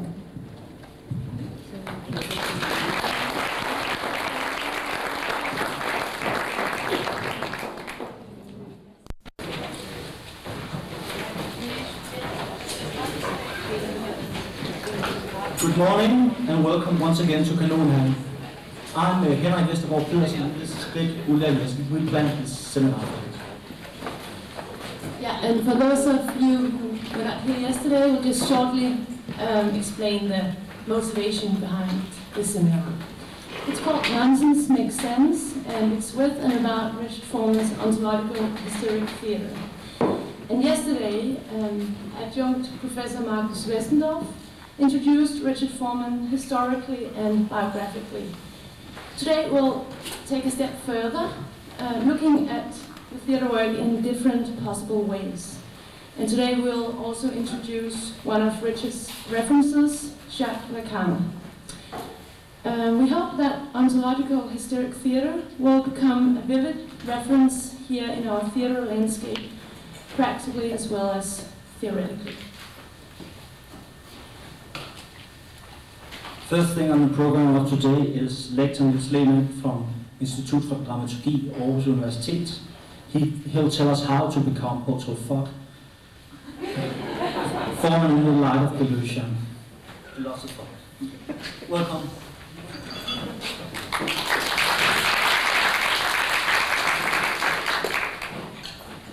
Good morning, everybody, and thank you for inviting me here.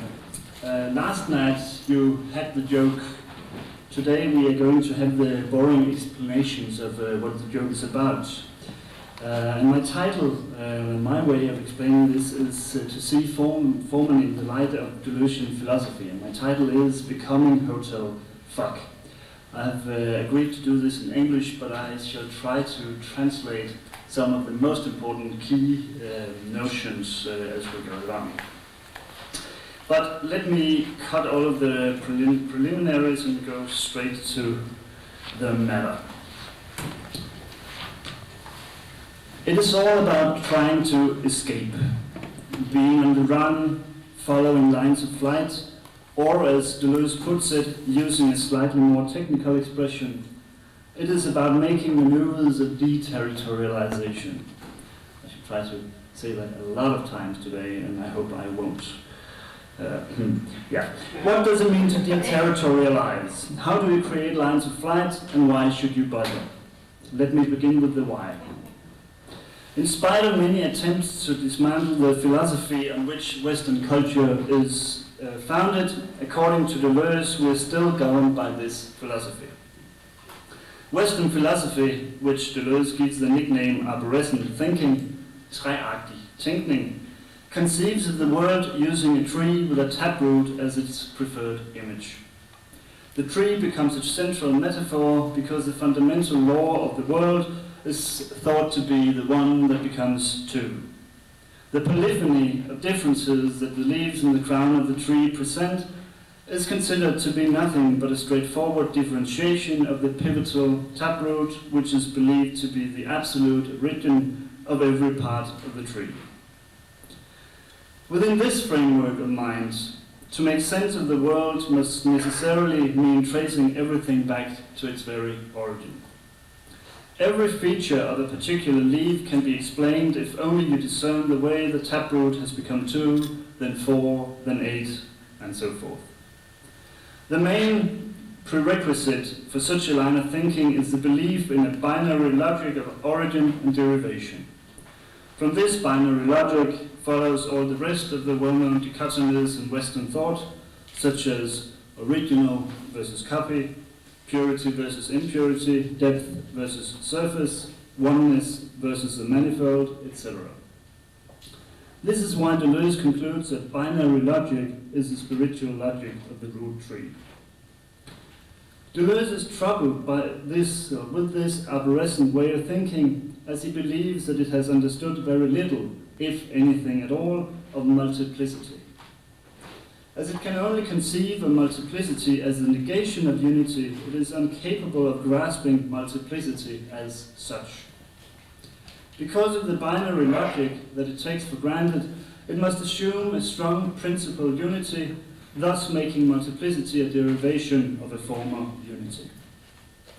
Because of this lack of understanding of multiplicity on its own terms, Deleuze regards arborescent thinking as an attempt to make an illusionary reduction of the world to easily understandable segments or stratas.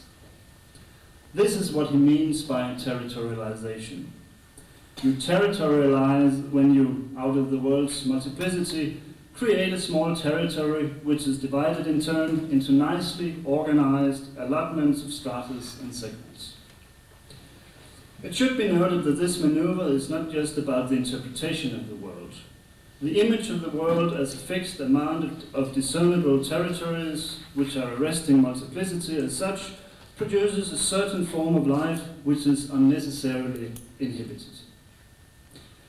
An idea of your personal identity as a fixed subject with an immobile and never-changing kernel to which all of your actions can be traced back is a poignant example of such a territorialization of your life. That is why you should try hard to escape by deterritorializing the territories unrightfully governing your life, according to Deleuze.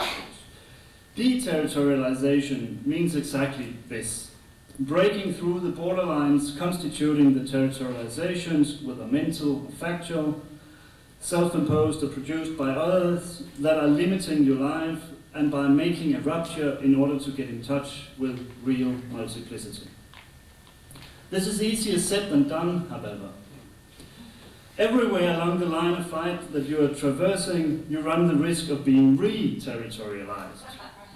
Quote, you make a rupture, draw a line of flight, yet there's still the danger that you will re-encounter organizations that re-stratify everything, formations that restore power to a signifier that reconstitute the subject.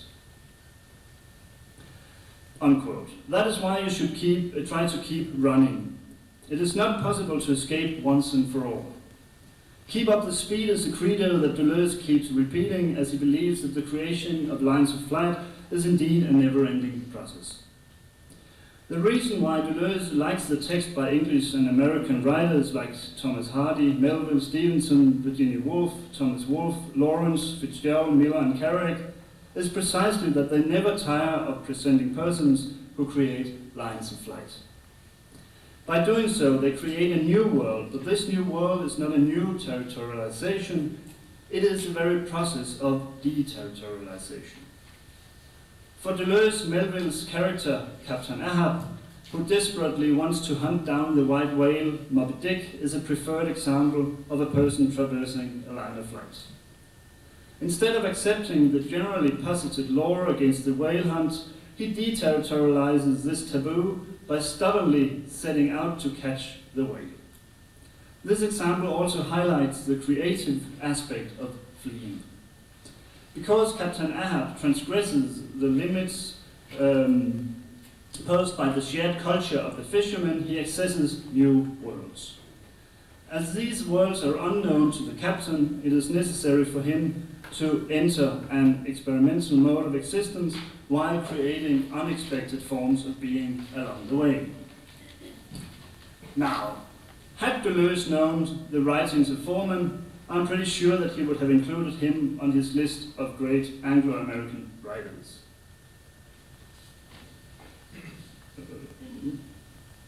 In his poetological texts, Foreman comes very close to Deleuzian formulations. What the obsession with trees, roots, origins, and so forth is to Deleuze, the power of the socio-cultural habit of interpretation is to Foreman.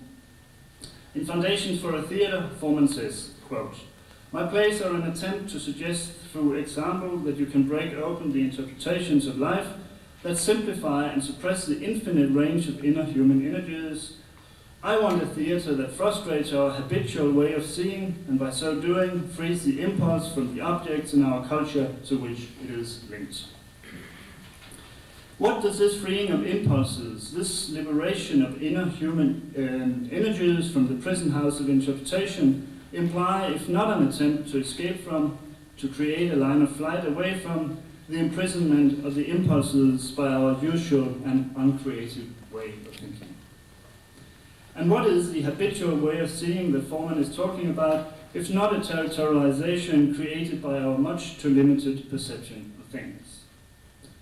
Furthermore, Foreman would probably agree with Deleuze that, quote, "thought lags behind nature," unquote. His theatre is an attempt to spotlight the most elusive aspects of the experience of being human, Foreman says. The impulses involved in these aspects can be called many different things. The main characteristic of these impulses is, however, that the very attempt to give them names makes us overlook the wide range of possibilities to which they open. In Foreman's words, quote, "But these labels are neither truthful nor accurate. Condensing our wide field of impulses into a few nameable categories suppresses our awareness of the infinity of tones and feeling graduations that are part of the original impulse." Unquote. Like Deleuze, Foreman tries to access multiplicity as such beyond our illusionary sense of knowing it seems. With his theatre, he wants to get at what is beyond the blindness imposed on us by an arborescent or metaphysical language. No wonder then that we encounter several lines of flight in Hotel Fuck. As a matter of fact, the performance is pervaded by attempts to escape an initial territorialization while showing us the dangers of re-territorialization along the way as well.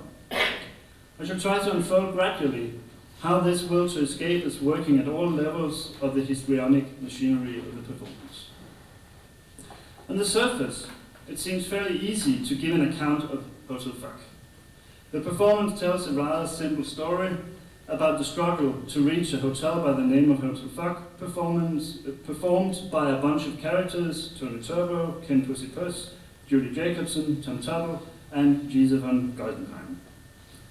All of the characters are struggling with their unfulfilled desires, which are causing them to feel a desperate need to create a line of flight towards Hotel Fuck, where it is believed libidinal energy is flowing freely.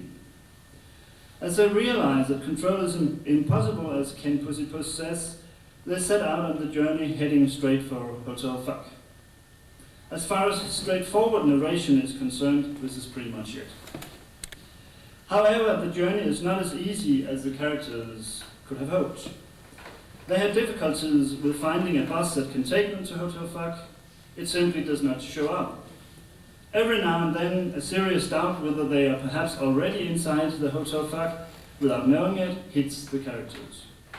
Constantly, they feel threatened by the possible prospect of never arriving, or, if they have in fact already arrived, by the danger of voluntary self-transformation of the Hotel Fuck into a boring hotel by the name of Hotel Beautiful Roses.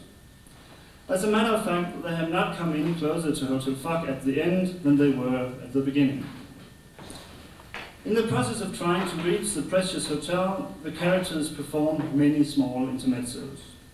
So many, in fact, that in spite of the simplicity of the narration, it seems almost impossible to give a faithful account of everything that is happening in the performance. Nevertheless, there seems to be at least one common denominator for most of the actions taking place.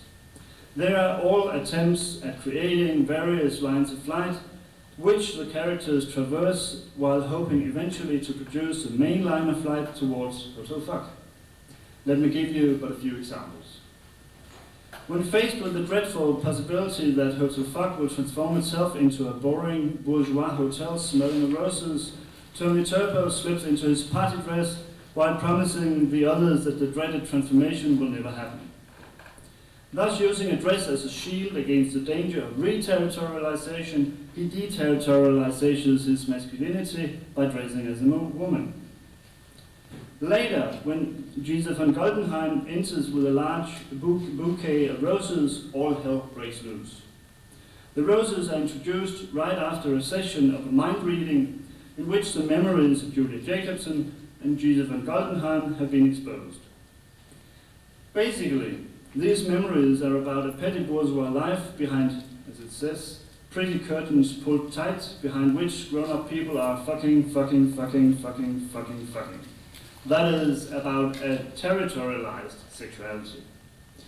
In this light, the roses reintroduce the bourgeois way of life, of course, thus threatening to re-territorialize the line of flight towards Hotel Fuck. The threat introduced by the roses seems to be very persistent, as the roses constantly keep reappearing when the characters have managed to dispose of them. No wonder that they interpret them as a potential death of the prospect of ever escaping the petty bourgeois life of their childhood by reaching Hotel Fuck.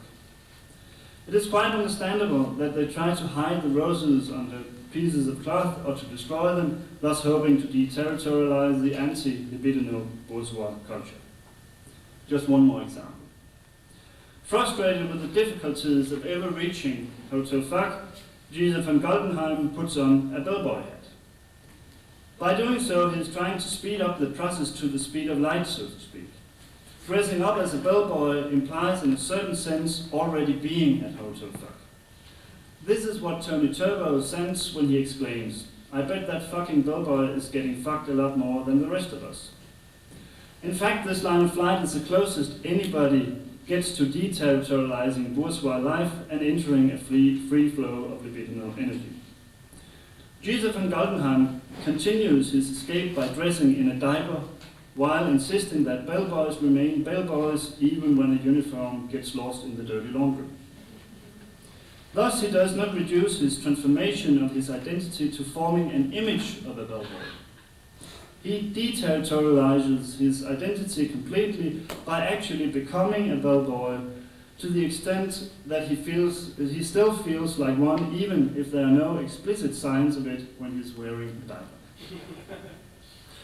Furthermore, one of the most significant features of the performance is that the character's production of escape routes is redoubled by the performance itself, as it is also trying hard to create a line of flight. In the very beginning of the piece, we encounter an invisible character called the Voice, It tells us that the play is actually entitled Paradise Hotel. However, the voice continues, quote, all audiences must now be informed that this play, Paradise Hotel, is not in fact Paradise Hotel, but is in truth a much more disturbing and possibly illegal play entitled Hotel Fuck. While the play is trying to deterritorialize its own identity as a nice little piece with a nice little name, in order to become a disturbing piece instead, it is constantly faced with the problem of an eventual reterritorialization. As the character's quest for Hotel Fuck is endangered by the prospect of the hotel turning into Hotel Beautiful Roses, the play is threatened by the prospect of becoming yet another nice little piece with another nice little name, namely Hotel Beautiful Roses. I've already shown how, throughout the play, the characters are haunted by the prospect of losing sight of the Hotel Fuck. This risk is radicalized, of course, by the risk that the play will stop being Hotel Fuck in order to become Hotel Beautiful Roses, as this will definitively stop their line of flight. For the play itself, the danger is equally immediate. If it loses track of the play called Hotel Fuck, it will get reterritorialized right away. That is why from the very beginning the voice makes it clear that for the play itself, the threat of being replaced by a third, much less provocatively titled play, a success, is a danger which the play Hotel Fuck must fight by, quote, trying desperately to hold on to its proper and genuine self, unquote. That is, of course, to keep deterritorializing the play entitled Hotel Paradise. It's all about escaping. But what does it take to successfully follow the lines of flight that will deterritorialize your habitual and arborescent sense of life? For that you will need a philosophy of becoming Deleuze thinks. From what has already been said, it is probably obvious that Deleuze favors a radical processuality. This is the reason why he suggests that we substitute the old philosophy of being with a philosophy of becoming. Tilblivelsesfilosofi, altså fra en værensfilosofi til en tilblivelsesfilosofi. Normally, when we try to make sense of something, we ask what that something is. This way of asking implies, however, that that something has got a certain fixed identity that transcends time and chance. Or put a little differently, it forgets about the timeliness of everything. Inspired by Bergson, who invented the term duration, to describe the fact that time is a stream that is never interrupted, Deleuze suggests in the face of classical philosophy that nothing ever reaches a fixed identity, as it is constantly in the process of becoming something else. In this light, the world can no longer be seen as an entity with a fixed identity. The world is not believed to be a sum of possibilities which can be known in advance. It has become a sea of virtualities. Everything that we experience as real is nothing but an actualization of one potentialities. Det afgørende træk hos Deleuze, det er, at han gør verden til en virtuel størrelse. Altså der kan rejse sig alt muligt ud af, at denne verden er kun én blandt et antal virtuelle individer. Eventually, Deleuze refers to this philosophy of becoming by another name. The philosophy of becoming is also a rhizomatics. Down the line of a full acceptance of temporality as the premise of life, multiplicity as such awaits us. If everything changes before you can grasp it, you must surrender to multiplicity. And Deleuze is, of course, more than happy to do so. But how can this surrender be achieved? I have already mentioned the difficulties involved in getting at multiplicity itself. You had to beware not to re-territorialize multiplicity by thinking it as the opposite of unity. If you do so, you are immediately catapulted back to the philosophy of being based on binary oppositions. It is this danger that Deleuze wants to avoid by using the rhizome as a metaphor. Rhizome. R-H-I-Z-O-M. The rhizome is a root that is not exactly a root, as it differs not only from taproots but also from radicals, both pælerødder og trærødder. Though already one step away from the taproot, radicals stem from the same family because, quote, the root's unity subsists as past or yet to come as possible, unquote. A rhizome knows nothing of the sort. It connects freely in any direction whatsoever and without referring to a center. When trying to understand the radicality of the rhizomatic structure, you can think of anemones. They have neither got taproots nor radicals. Instead, they are connected by a system of tubes forming a rhizomatic system in a chaotic structure. If the rhizome, which a bunch of anemones produces, is broken somewhere, the plant will simply send its tube in another direction and keep growing, simply because its very existence does not depend on a center. Thus, a rhizome is simply another name for multiplicity as such. Apart from the illustrative examples, Deleuze gives the following definition of a rhizome. Quote, in contrast to centered, even polycentric systems with hierarchical modes of communication and pre-established path, the rhizome is an acentered, non-hierarchical, non-signifying system without a general and without an organizing memory or central automaton defined solely by a circulation of states. Let me elaborate this definition a little. As there is no absolute center in a rhizome, no hierarchies can be established. Any part is as important as any other. But this amounts to saying that a rhizome does not make sense. Making sense inevitably involves the creation of hierarchies, as it forces you to use the formula, this is that, but not that. This is why a rhizome must be defined as a non-signifying system. Instead of being a system that produces meaning, it is a circulation of states, or as Deleuze puts it, a circulation of intensities. A rhizome consists of different dimensions, or plateaus, as he usually calls it, which should be defined as a continuous self-vibrating region of intensities whose development avoids any orientation toward a culmination point or external end. As these regions of intensities unfold in time, moreover, there can be no points in a rhizome, only lines. Deleuze does actually say that in a rhizome any point can be connected with any other, thus apparently implying that there are points in a rhizome after all. But this remark should probably only be seen as an imprecise means by which he wants to rid us of the idea of a center governing the structure. Why? Because if any point is connected with all other points, there are in fact no points anymore. That is why Deleuze is so persistent in his insistence on trying to stay in the middle. What must be given up is the idea that you should always start from the beginning and make sure that you reach an end. As long as you maintain these concepts, you are bound to spatialize temporality, that is, to think of time not in terms of duration, not in terms of duration, in terms of an unbroken continuity, but seeing time as a series of clearly distinguishable points, one of which is a distinct beginning, another a clear ending. Being in the middle, or more precisely formulated, becoming in the middle, means, quote, coming and going rather than starting and finishing, unquote.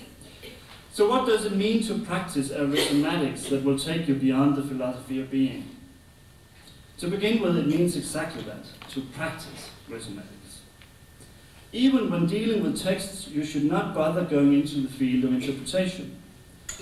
The creative dimension of rhizomatics is that it is concerned with creating surprising and unforeseen assemblages, sammenpasning oversættes til, with connecting diverse points, plateaus, and intensities, with creating multiplicities out of the elements of the overall universe rhizome.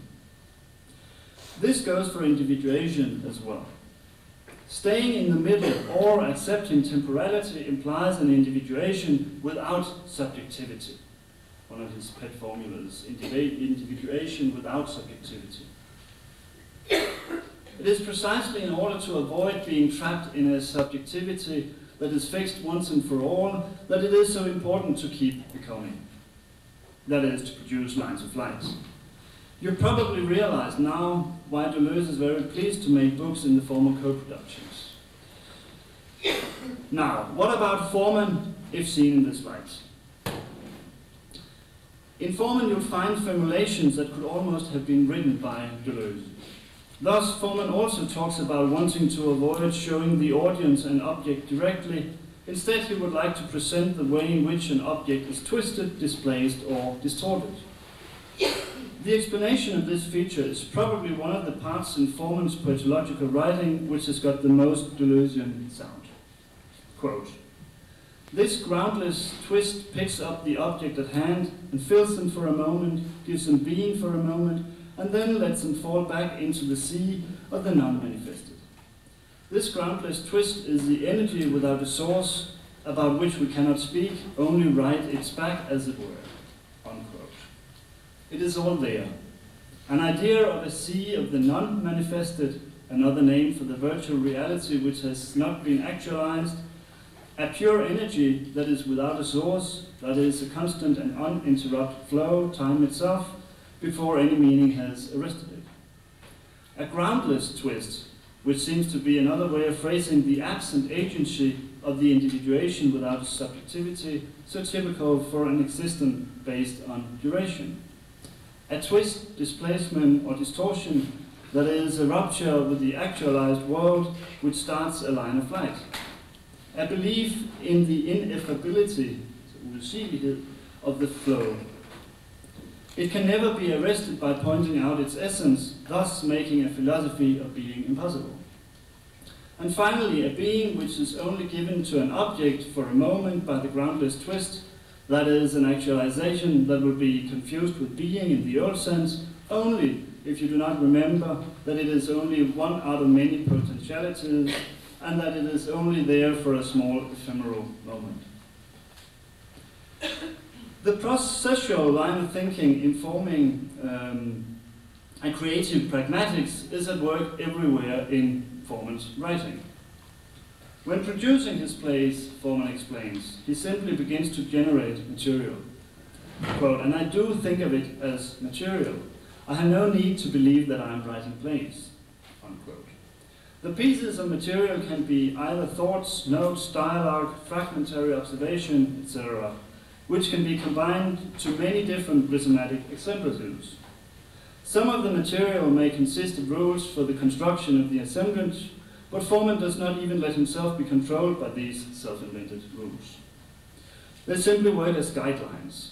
Quote, "There are people who make art in which every moment of creation is governed by the rules of the game they've decided to play, whereas I always allowed my rules to be disrupted by my own free impulses." Unquote.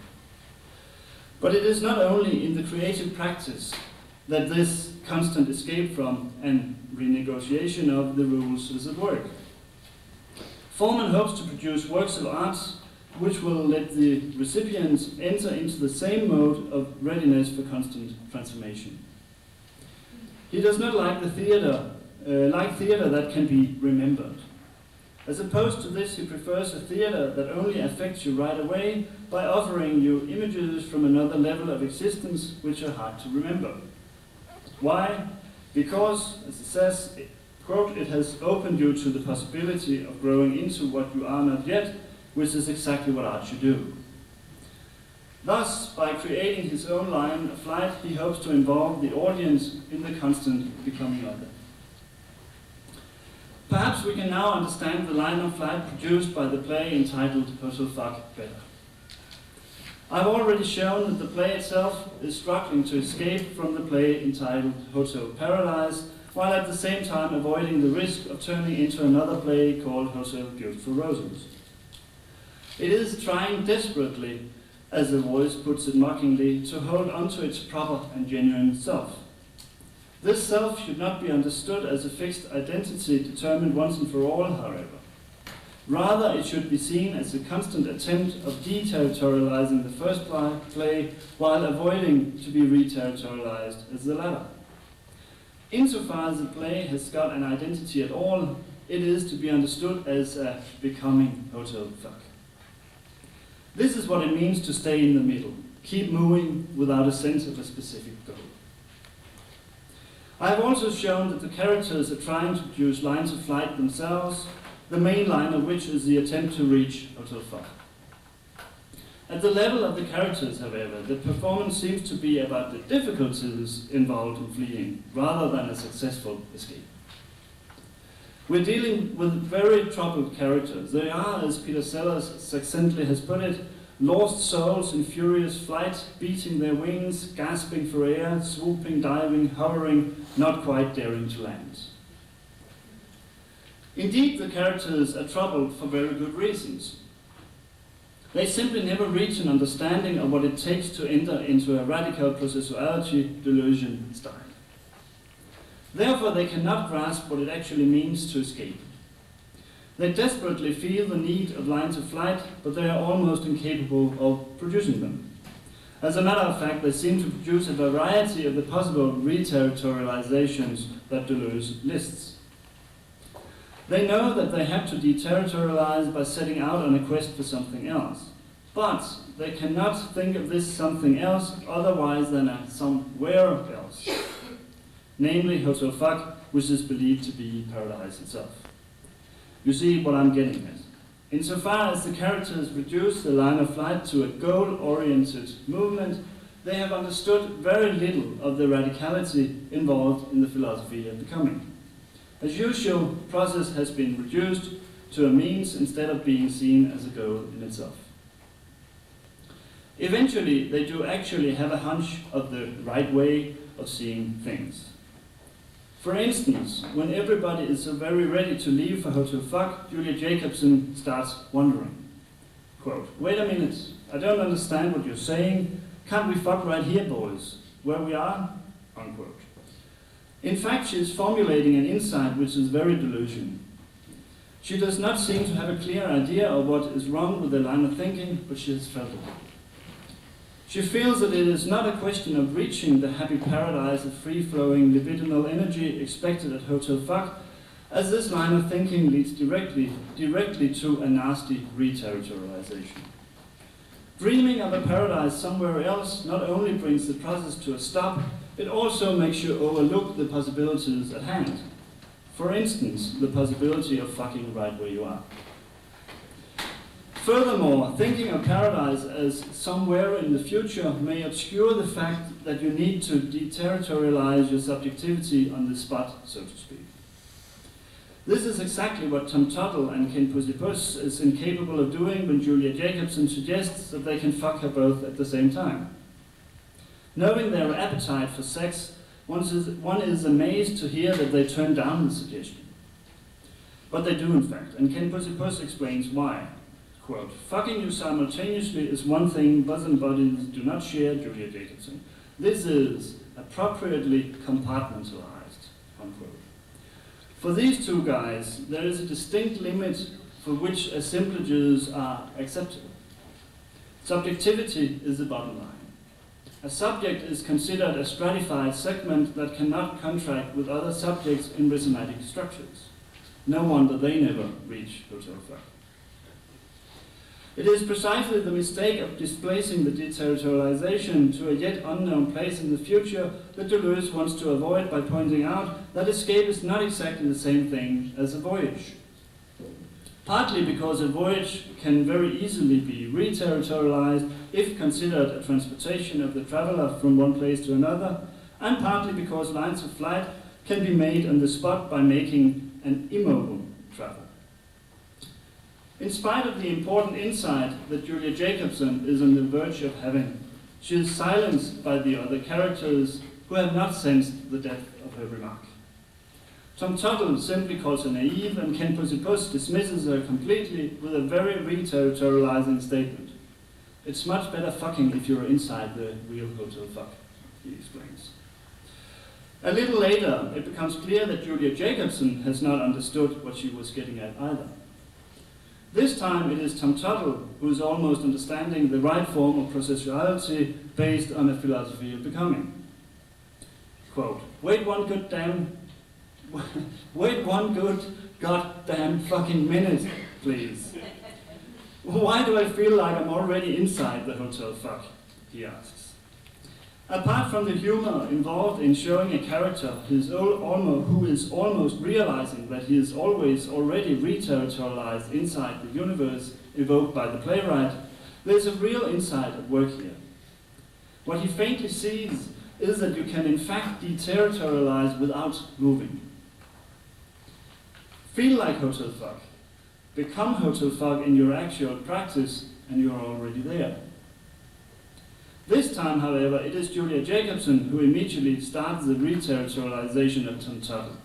Quote, what you claim is impossible, Tom Tuttle. We still haven't taken the bus. Unquote.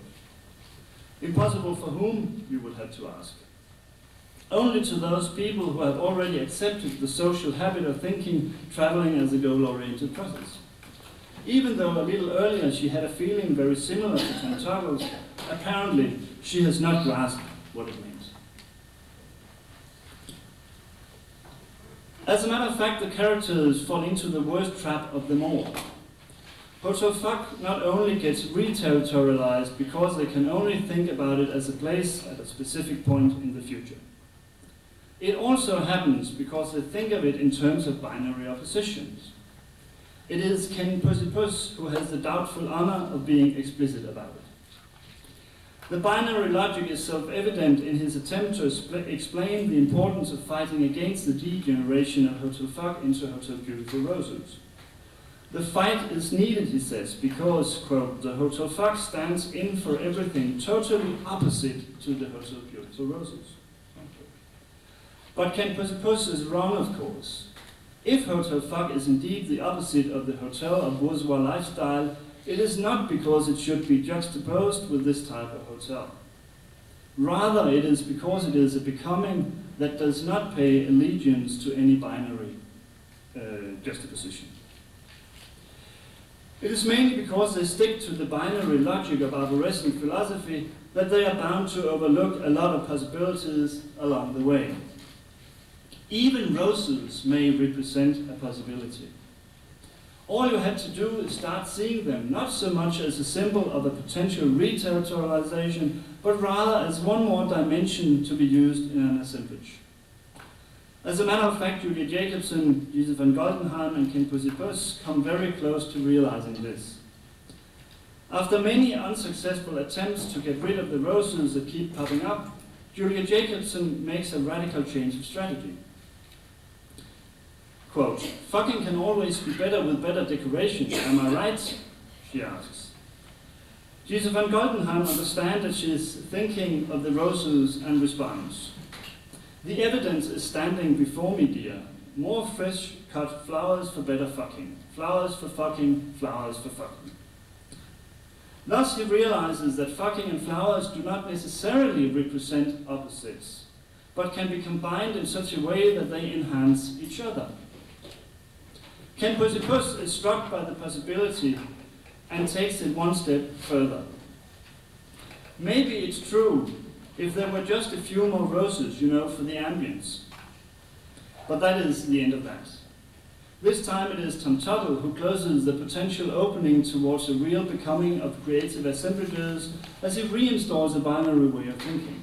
Quote, any more ambience, this fucking hotel turns over in its grave for us to jump in and fuck this play about a hotel up its fucking rear end.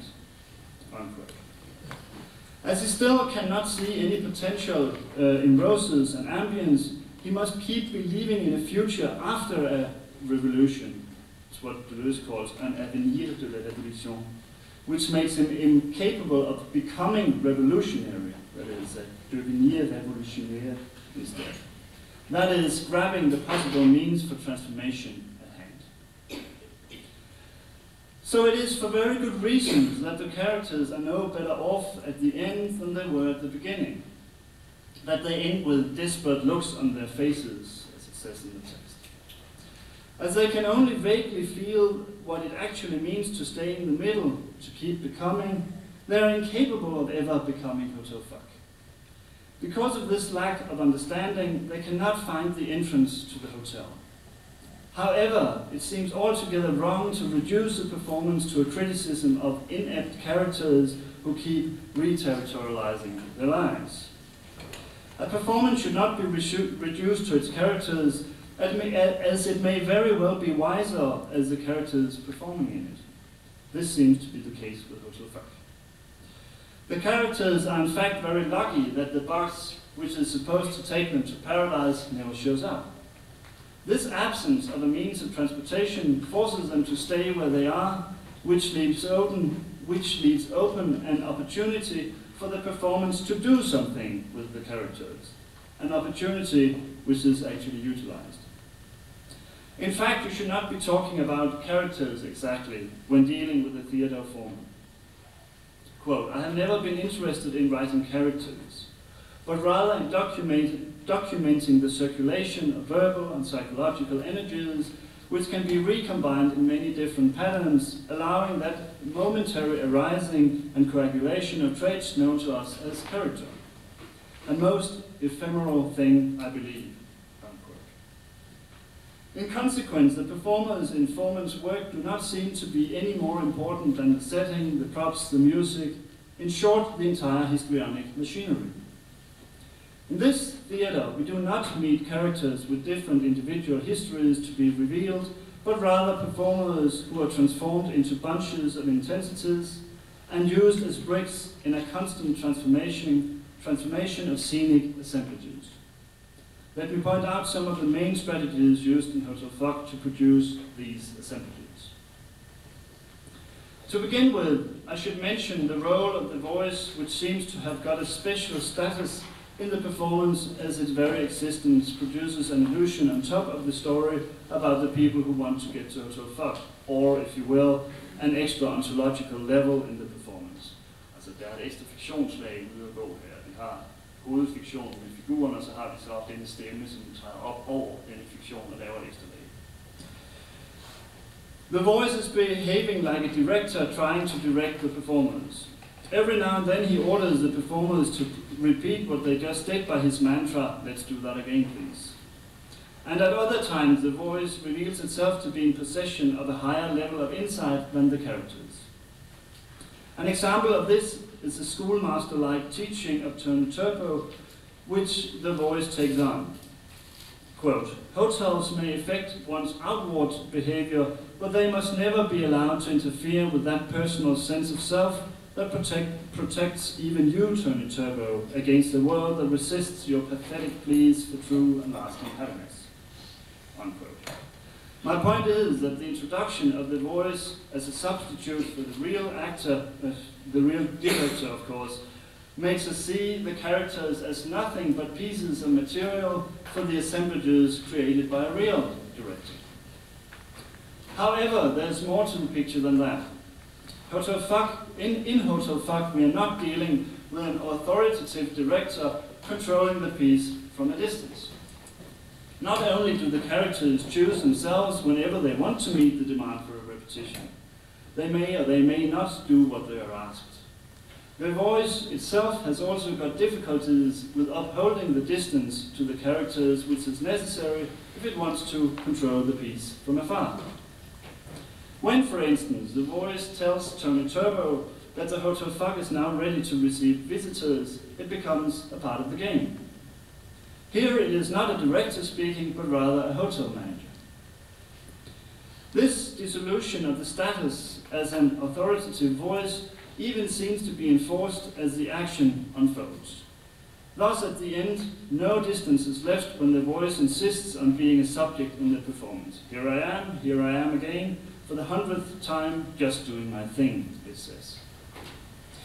If the voice transforms the characters into theatrical pieces of material, then, in turn, the dissolution of the meta or super-subject that the voice would have liked to be shows us that even the voice is only a piece of material to be used in rhizomatic assemblages. This strategy employed by introducing the voice is already at work at the level of the text. However, the major step in the transformation of the characters into bunches of intensity in constant becoming is taken by the staging of the play. Two of the strategies employed by Foreman in Hotel Fuck are the production of dance sequences and tableaus, the effect of which seem to be a de-individualization of the characters. Let me try to explain. In the beginning, for instance, when the performers are forming a chorus line and dancing to the tones of the ever-reoccurring song, I'm happy, you're happy, they dissolve their respective individualities in order to become pure dance intensity. However, this gesture of de-individualization should not be understood as a de-differentiation, I think. We are not dealing with characters who are simply losing their identity in order to become one with das Wort. It should be noted that the performers all have their own choreography. To speak in the manner of Deleuze, they are all creating an individuation without subjectivity. Therefore, it would be more precise to say that each performer produces a specific plateau of dance which is connected with the other plateaus produced by the other performers in a rhythmic assemblement. The many tableaus produce a similar effect. If the dance sequences work by making the performers do the same but differently, then the tableaus de-individualize by using the performers as different pieces in the same tableau. This is what happens when Tony Turbo lies down on a table in the hope of being penetrated from behind. Two other performers help him with the vision, one by holding up a target in front of his behind, another by getting ready to shoot an arrow at the target. Here Foreman employs his principle of always adding to an image in order to make it more complex. Quote, so I'll add something, stage business, or music, props, not to clarify, but to complexify it, to show how precariously one meaning rides over the multitude of possible meanings that every scene really contains. Unquote. Of course, the addition of the two performers with funny props makes the situation more complex. A double de-individualization seems to be at work. The addition of two performers to the image of Tony Turbo's existential anguish serves as an opening of his individuality as he is only a part of a larger tableau, while at the same time reducing the individuality of the other performers to two spare parts of the assemblage. Så på den ene side har vi en figur, som åbnes ud mod de andre, og på den anden side bliver de andre en del af et tableau. Så begge sider af sagen er udsat for en del-individualitet. One particular addition is used to do the same trick. I am thinking of Foreman's use of strings. As an explanation of his intensive use of strings, Foreman says, quote, the strings help me to suggest that amorphous aspect of true-to-life perception, interfering with objects and actors, but also superimposing what I imagine to be lines of force, echoing the many trails of energy that do shoot through our lived visual field, only half noticed but affecting us profoundly. Unquote. An interesting example of this use of strings to evoke the trails of energy that is not immediately visible is the aforementioned scene in which Julia Jacobson has offered Tom Tuttle and Ken Puss to fuck her simultaneously. Julia Jacobson lies down on a table which has been turned upside down and spreads her legs. While Tom Tuttle and Ken Puss are standing at each side of her, another performer pulls a string from between the legs of Julia Jacobson to the far right corner of the stage. Yet another performer connects this performer with the left corner of the stage by another string. The result of this is that the entire stage is connected to the groin of Julia Jacobson. Again, we encounter the double de-individualization. She is open to something larger than her, the others are simply partaking in a tableau belonging to her. This time, however, the strings that force your eyes to probe the entire stage seem to press the deterritorialization towards infinity. All of these examples of how Foreman uses histrionics to deterritorialize the characters suggest that we read the performance entitled Hotel Fuck not so much as a story about individual characters in the process of reaching Hotel Fuck, but rather as a piece of duration in which the performers use about 1.5 hours to jump from one rhizomatic assemblage to another.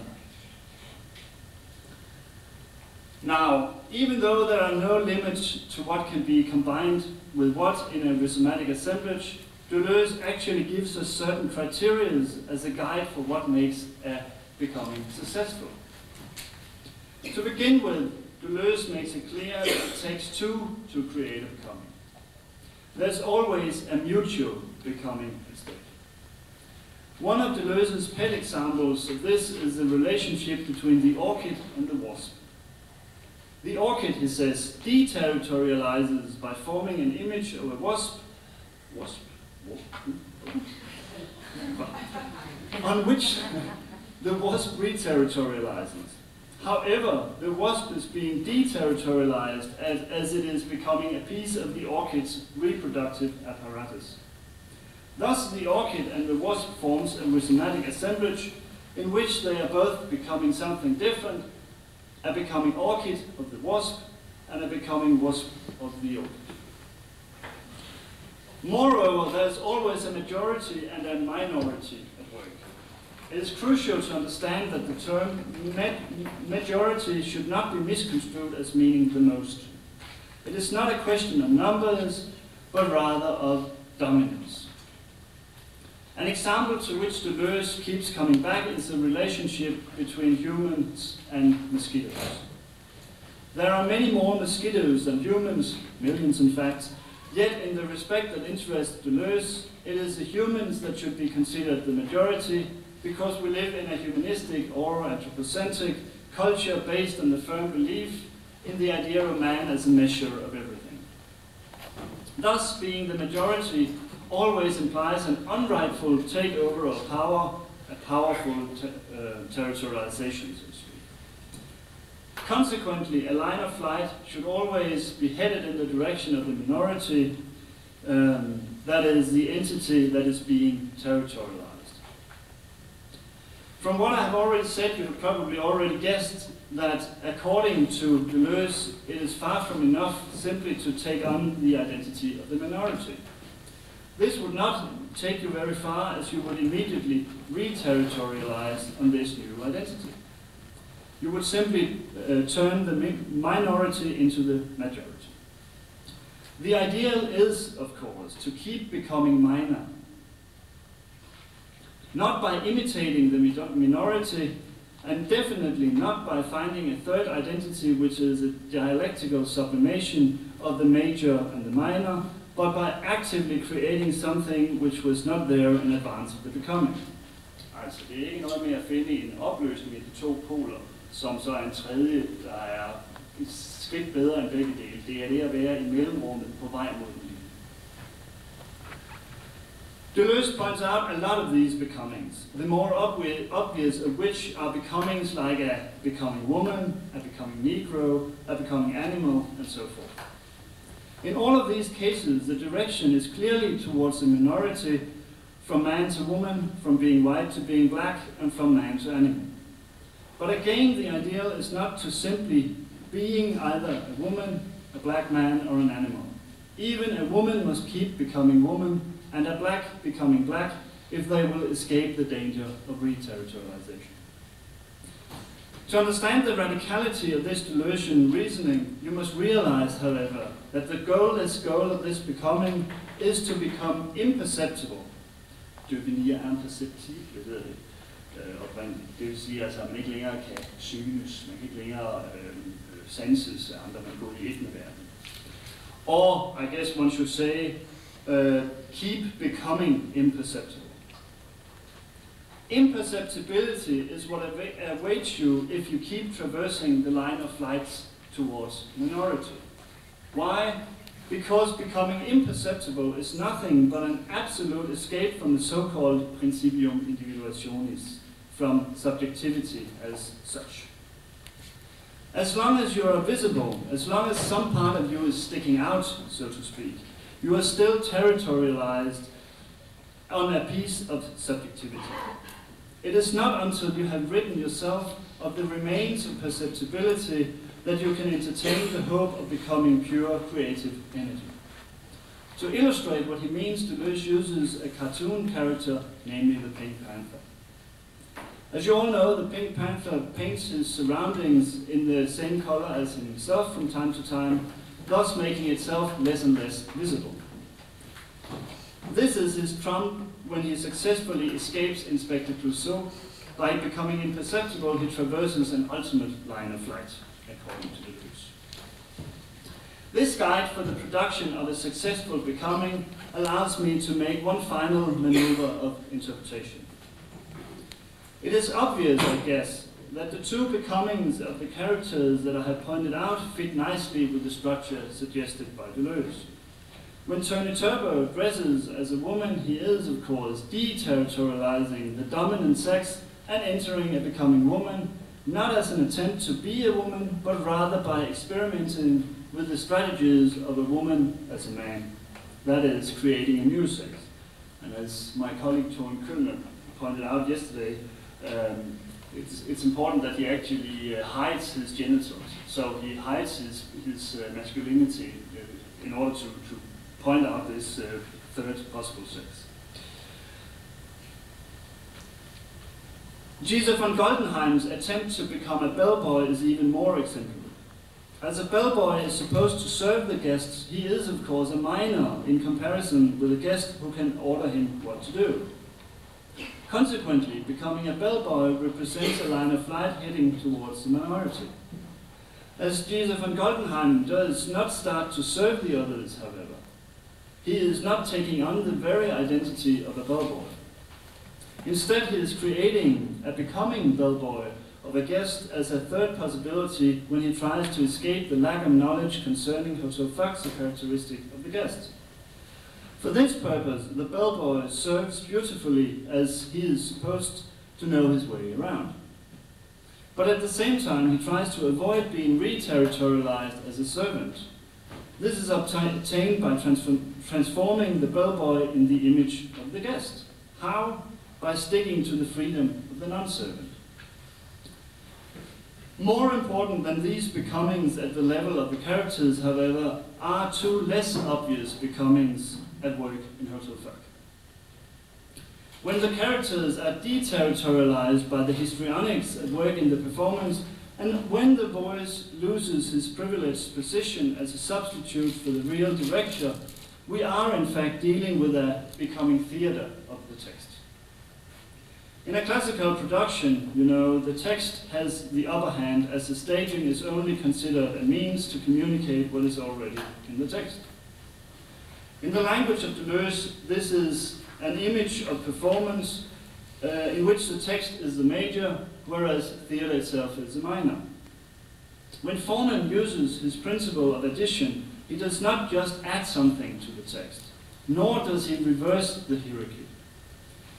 By letting his written characters become performers who is reduced, or perhaps raised to bunches of energy, intermingling in rhizomatic assemblages, he's rather giving up absolute control of both text and theater, and investigating the possibilities involved in a third mode, the becoming theater. This should not be confused with a form of theater which is hostile towards text, I think. Insofar as such a theater is turning theater into a new major, thus exactly reversing the hierarchy, it is trapped in a new re-territorialization. So it's not about losing the text. The becoming theater at work in Foreman's productions needs the lines of the text in order to avoid simply being theater and keep becoming theater instead. Only if the theater is challenged by the text, only if the theater in turn is heading for a becoming text, it will be forced to partake in the becoming theater itself. But what are the implications more specifically for the performance called Hotel Fuck? As far as I can see, we're dealing with a becoming Hotel Fuck. However, this deterritorialization only works because the performance also produces an escape from the performance by the name of Hotel Fuck. Let me try to make sense of this somewhat paradoxical statement. I have already shown how the performance is deterritorializing the play entitled Hotel Paradise and avoiding to become another piece entitled Hotel Beautiful Roses by becoming the performance Hotel Fuck. But this form of deterritorialization represents a problem, of course. As long as you think of deterritorialization only as a means of escaping two bad plays in order to reach a good one, it is not transcending the level of insight of the characters who hope to reach a certain place where libidinal energy is flowing freely. This move would not be very delusion, as it would take away the radicality of the philosophy of becoming. However, this becoming Hotel Fuck is only one side in a neutral becoming. As much as Hotel Paradise and Hotel Beautiful Roses are becoming Hotel Fuck, the reverse is the case. Because it is kept open which play is in fact performed before our very eyes, the play Hotel Fuck can never reach a secure and fixed identity. My point is that the introduction of the possibility that the performance might in fact be one or two entirely different performances lets a piece called Hotel Fuck escape from itself. This powerful indecidability, which creates an ultimate line of flight in the performance out of the performance, is very much enforced by the becoming theater of the text. The strategy of addition employed by Foreman adds to the indecidability, of course. When the characters are transformed into pieces of ever-changing assemblages, it becomes even harder to discern a specific identity of the performance to which the name Hotel Fuck applies. Thus, the rhizome that is created with, among other things, the characters as bits and pieces, draws the piece towards a becoming imperceptible. Altså ideen er, fordi det er ubestemmeligt, om det er det ene eller det andet, vi har at gøre med, så laver de ind over hinanden, og til sidst kan vi ikke vide, hvad vi sidder overfor, så på den måde bliver stykket pludselig imperceptibelt. I have a few more things to say. Should I stop here? This is the analysis. Then I have a few comments as to the possible dangers of reterritorialization in poetics of Richard Foreman, and a couple of questions to this project also. You care to hear it? You may say no. Okay. The dangers of reterritorialization. As we have already seen, it is not easy to maintain the philosophy of becoming, as the danger of reterritorialization lurks everywhere. It is not always easy to keep up the speed. One of the hardest things to grasp seems to me that rhizomatics has got to be nothing but a pragmatics. Constantly, Deleuze emphasizes that you should break away from the classical division between a subject and an object, according to which the latter is represented by the former, using a language as a means of representation. Quote, there is no longer a tripartite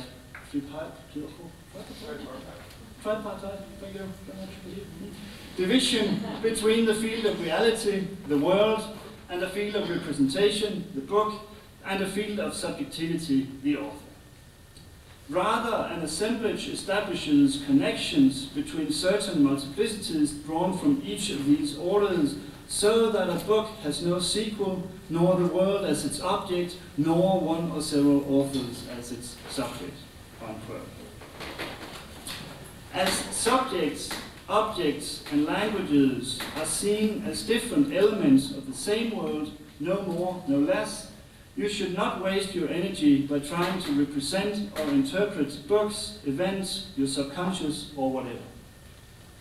Representations and interpretations are by nature reterritorializations. No matter how used we are to making sense of the things that we encounter in our lives, a rhizomatic suggests that we give up this habit and start using books, pieces of art, stones, ideas as multiplicities to be set in motion with other multiplicities. Experiment, don't interpret, Deleuze urges us again and again. But it is difficult to stay in the creative mode without falling back into the habit of trying to understand things. I have already shown how Foreman seems to be very much in line with the creative pragmatics of Deleuze. when he describes how he uses bits and pieces of theoretical notes that he has made for himself as nothing but points of departures for the artistic process, he talks like a true rhizomatic pragmatist. At times, however, Foreman comes very close to formulating points of view which threaten to re-territorialize his line of flight, I think. In Foundations for a Theatre, you encounter several formulations that at the very least borders on a poetics of representation. Let me give you a few examples. Quote, I like to think of my plays as an hour and a half in which you see the world through a special pair of eyeglasses.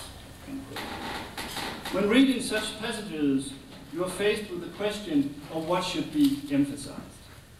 To begin with, it seems in line with what we have already read in the Poetics of Foreman, that he wants his art to be a special pair of eyeglasses through which you will see unexpected things.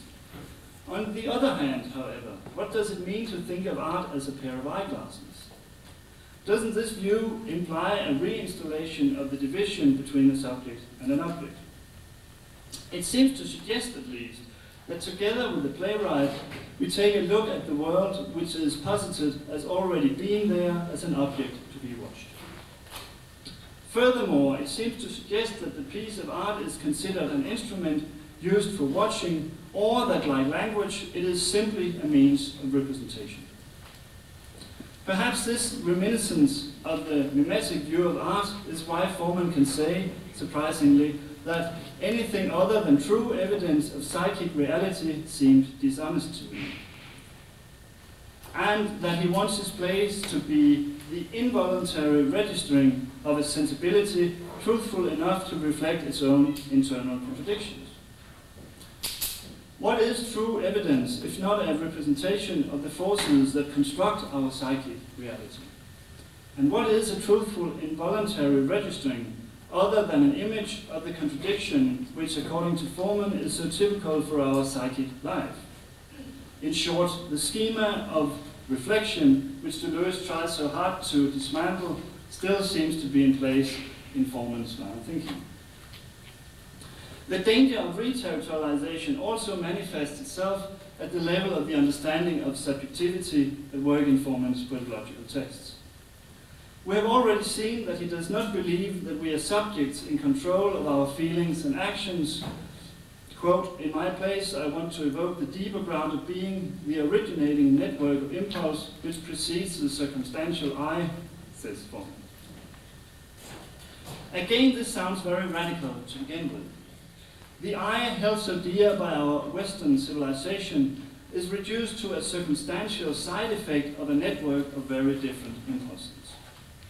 Nonetheless, the decentered subject evoked by Foreman is in great danger of being re-territorialized by the very gesture that deterritorializes it.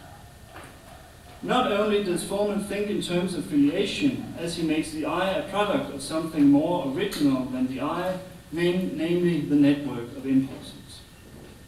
Insofar as he considers this network the deeper ground of being, he also thinks in terms of surface and depth. Of course it could be a slip of the tongue, but I'm not sure. Foreman even radicalizes this point of view when he sometimes turns the allegedly deeper reality into the truth of a personality. Quote, it is the impulse that is your deep truth, not the object that seems to call it forth. The impulse is a vibrating, lively thing that you really are. And that is what I want to return to, the very thing you really are. Unquote. Of course, it makes a difference to consider the impulses the innermost true self, but isn't talking about who you really are a piece of arborescent thinking. I think that the tendency to re-territorialize in Foreman may be explained by his dependence on a psychoanalytical framework of mind. His work is about finding the royal road to the unconscious that determines your true fate, he says. For the attempt to escape social habits, or in Deleuze's wording arborescent thinking, it is dangerous to talk about the unconscious as it will immediately evoke the very binary juxtaposition of the conscious and the unconscious inherent in psychoanalysis. This risk is fairly obvious, I guess, but there is another less apparent danger involved in Foreman's use of psychoanalytical reasoning. Psychoanalysis often works for him as a privileged example in the description of the interplay between his performances and the audience. He tends to see the spectators in the role of the patient while casting the performance as a sort of analyst. Now it is important to understand this analogy correctly. In Foreman's poetological thinking, the artist does not become a doctor who is capable of curing every disease available because he has got a superior insight. Not at all. This would be a grave misunderstanding, as you would neither have understood contemporary psychoanalysis nor Foreman's theatre at all. The form of psychoanalysis that is informing Foreman's theatre is very much oriented towards becoming. In this form, psychoanalysis is not about curing a patient's problem, if by curing we simply mean finding and removing the cause of the problem, like we would remove a piece of paper blocking the path in a vacuum cleaner. Rather, it is about transformation and recalibration. Quote, many analysts would suggest that to derive any benefit from psychoanalysis, you must accept the fact that at the end of the process, you are not going to be the same. Unquote. It is this type of psychoanalysis that Foreman has in mind when using it as an analogy for his theatre, which he sees as a way of reframing the socially enforced perspectives, thus turning the spectators into somebody else. So far, so good. Nothing of this is endangering the line of flight produced by Foreman's theatre. However, when describing the means by which the psychoanalyst can help the patient change his or her perspective, Foreman tends to re-territorialize the process. The analyst should use his free-floating attention and then wait until sense arises in the mind, he says. There is an inevitable drift towards coherence. Rather than identifying what he observes and giving it a position in some hierarchical system, he simply allows it to float in his consciousness, transforming itself as much as it likes, without imprisoning it inside the grid of his own preconceptions. The analyst will wait for coherence to reveal itself, unquote. At first glance, this sounds in line with the philosophy of becoming. Avoiding to force the associations of the patient to fit an arborescent grid of concepts, you should let it happen by itself. Nevertheless, my point is that this form of psychoanalysis is, after all, about interpreting and making sense, a sense, moreover, which, it is posited, will reveal itself if only you're patient. Seen in the light of rhizomatic pragmatics, it is of less importance that we are talking about another type of sense than what we would usually expect. Insofar as you orient your efforts backwards towards understanding, you do not reach the level of experimentation suggested by Deleuze. I urge you strongly not to think of my attempt to show the tendency towards re-territorialization in Foreman's poetological writing as an example of a scholar's somewhat perverted need to point out inconsistencies.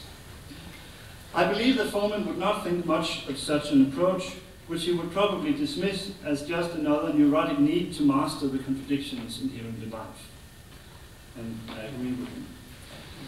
Therefore, I would like to make it very clear that I only take pains at unraveling the tendency towards re-territorialization in order to make a couple of points.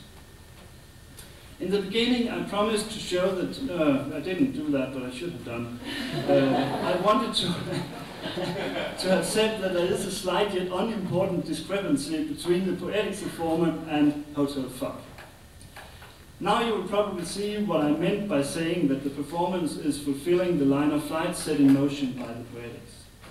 The inspiration from Lacan that is so pervasive in Foreman's thinking should be considered a first move on a line of flight, I think.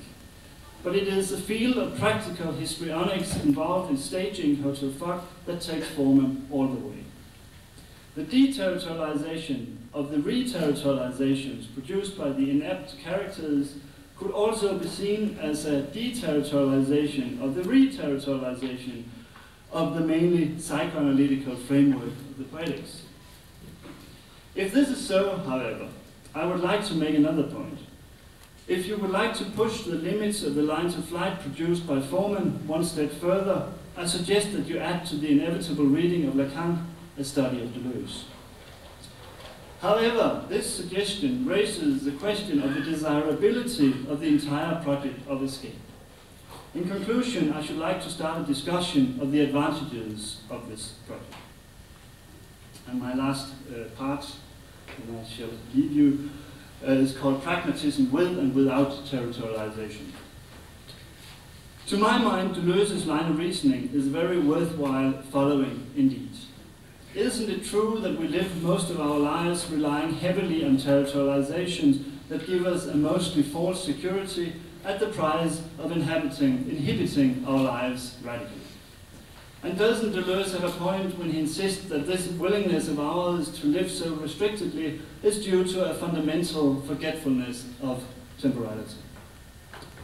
If we took our point of departure in time and chance, we would probably find it thrilling rather than scary to take on an experimental lifestyle of ever-changing transformations.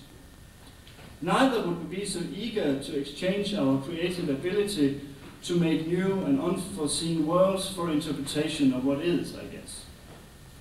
We would probably be less keen on searching for the safety inherent in the belief that all of our actions are only the products of an insight into the deep truth of reality. In short, we would become pragmatists, constructing the world anew and anew. As a matter of fact, I have only got one reservation. Let me phrase my doubts in the form of questions which are not only posed to Deleuze, but also, insofar as I have understood him correctly, to Foreman. Is it in fact so cool to be on the run all the time? Is it actually so bad to rest on various territories every now and then? I could also ask, isn't it possible to be a pragmatist who believes in the advantage of transformativity without having to create lines of flight all the time?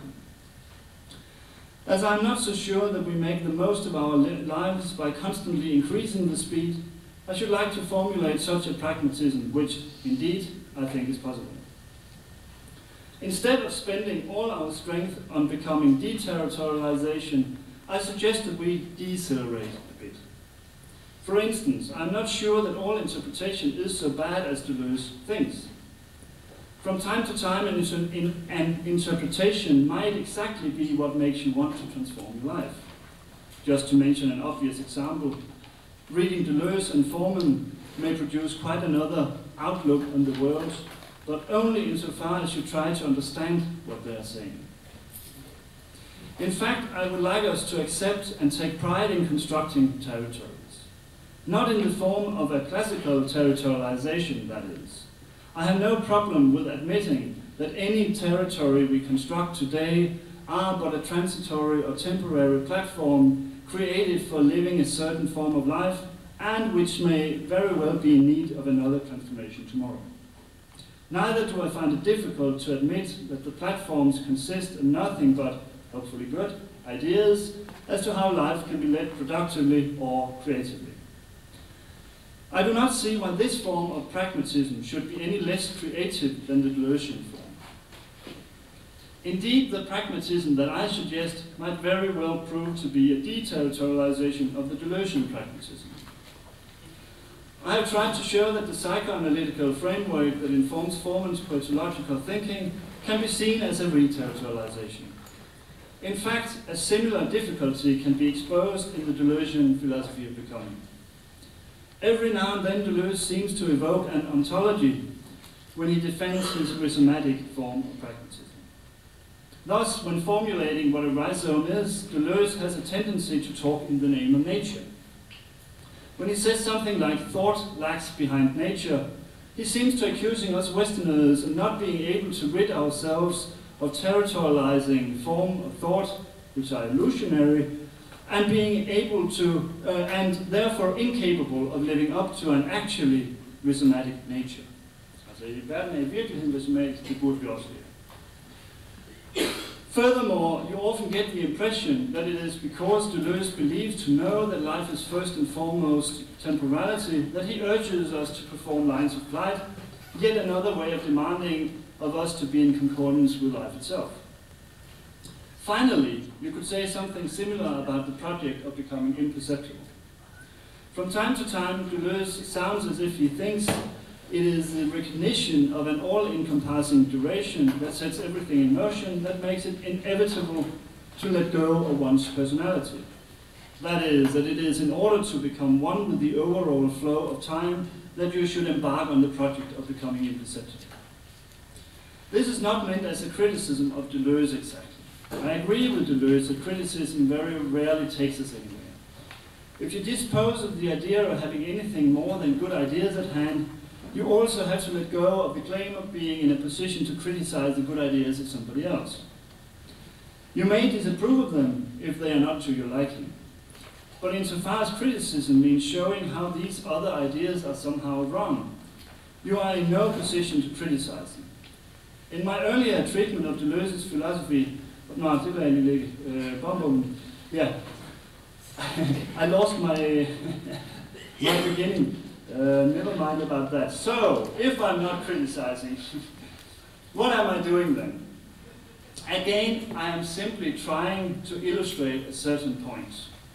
If you do, in fact, regard the notion of duration as an ontological premise of life, you come pretty close to re-territorializing the deterritorialization, as you are bound to think of a life based on the production of lines of flight as being more true than any other life form.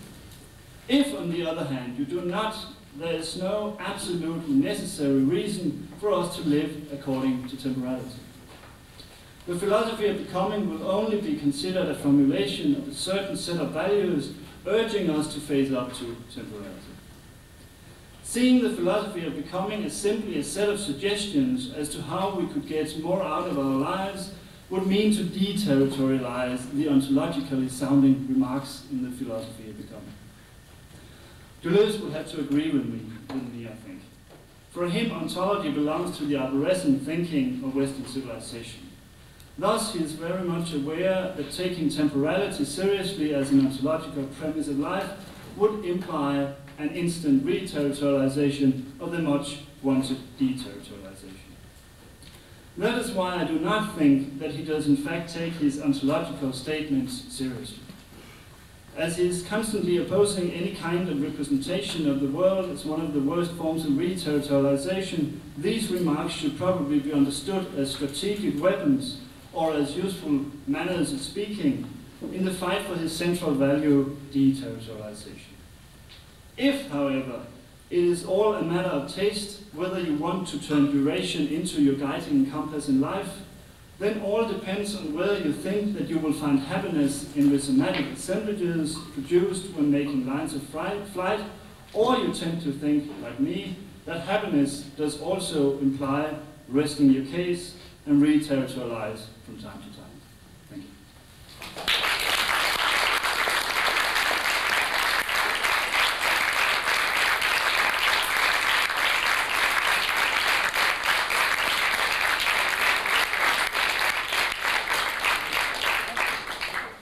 There'll now be a short break, 15 minutes, and we ask you to be precise. We have a rather tight schedule. Okay. But we're not going to have any questions today. You're welcome to say a few words.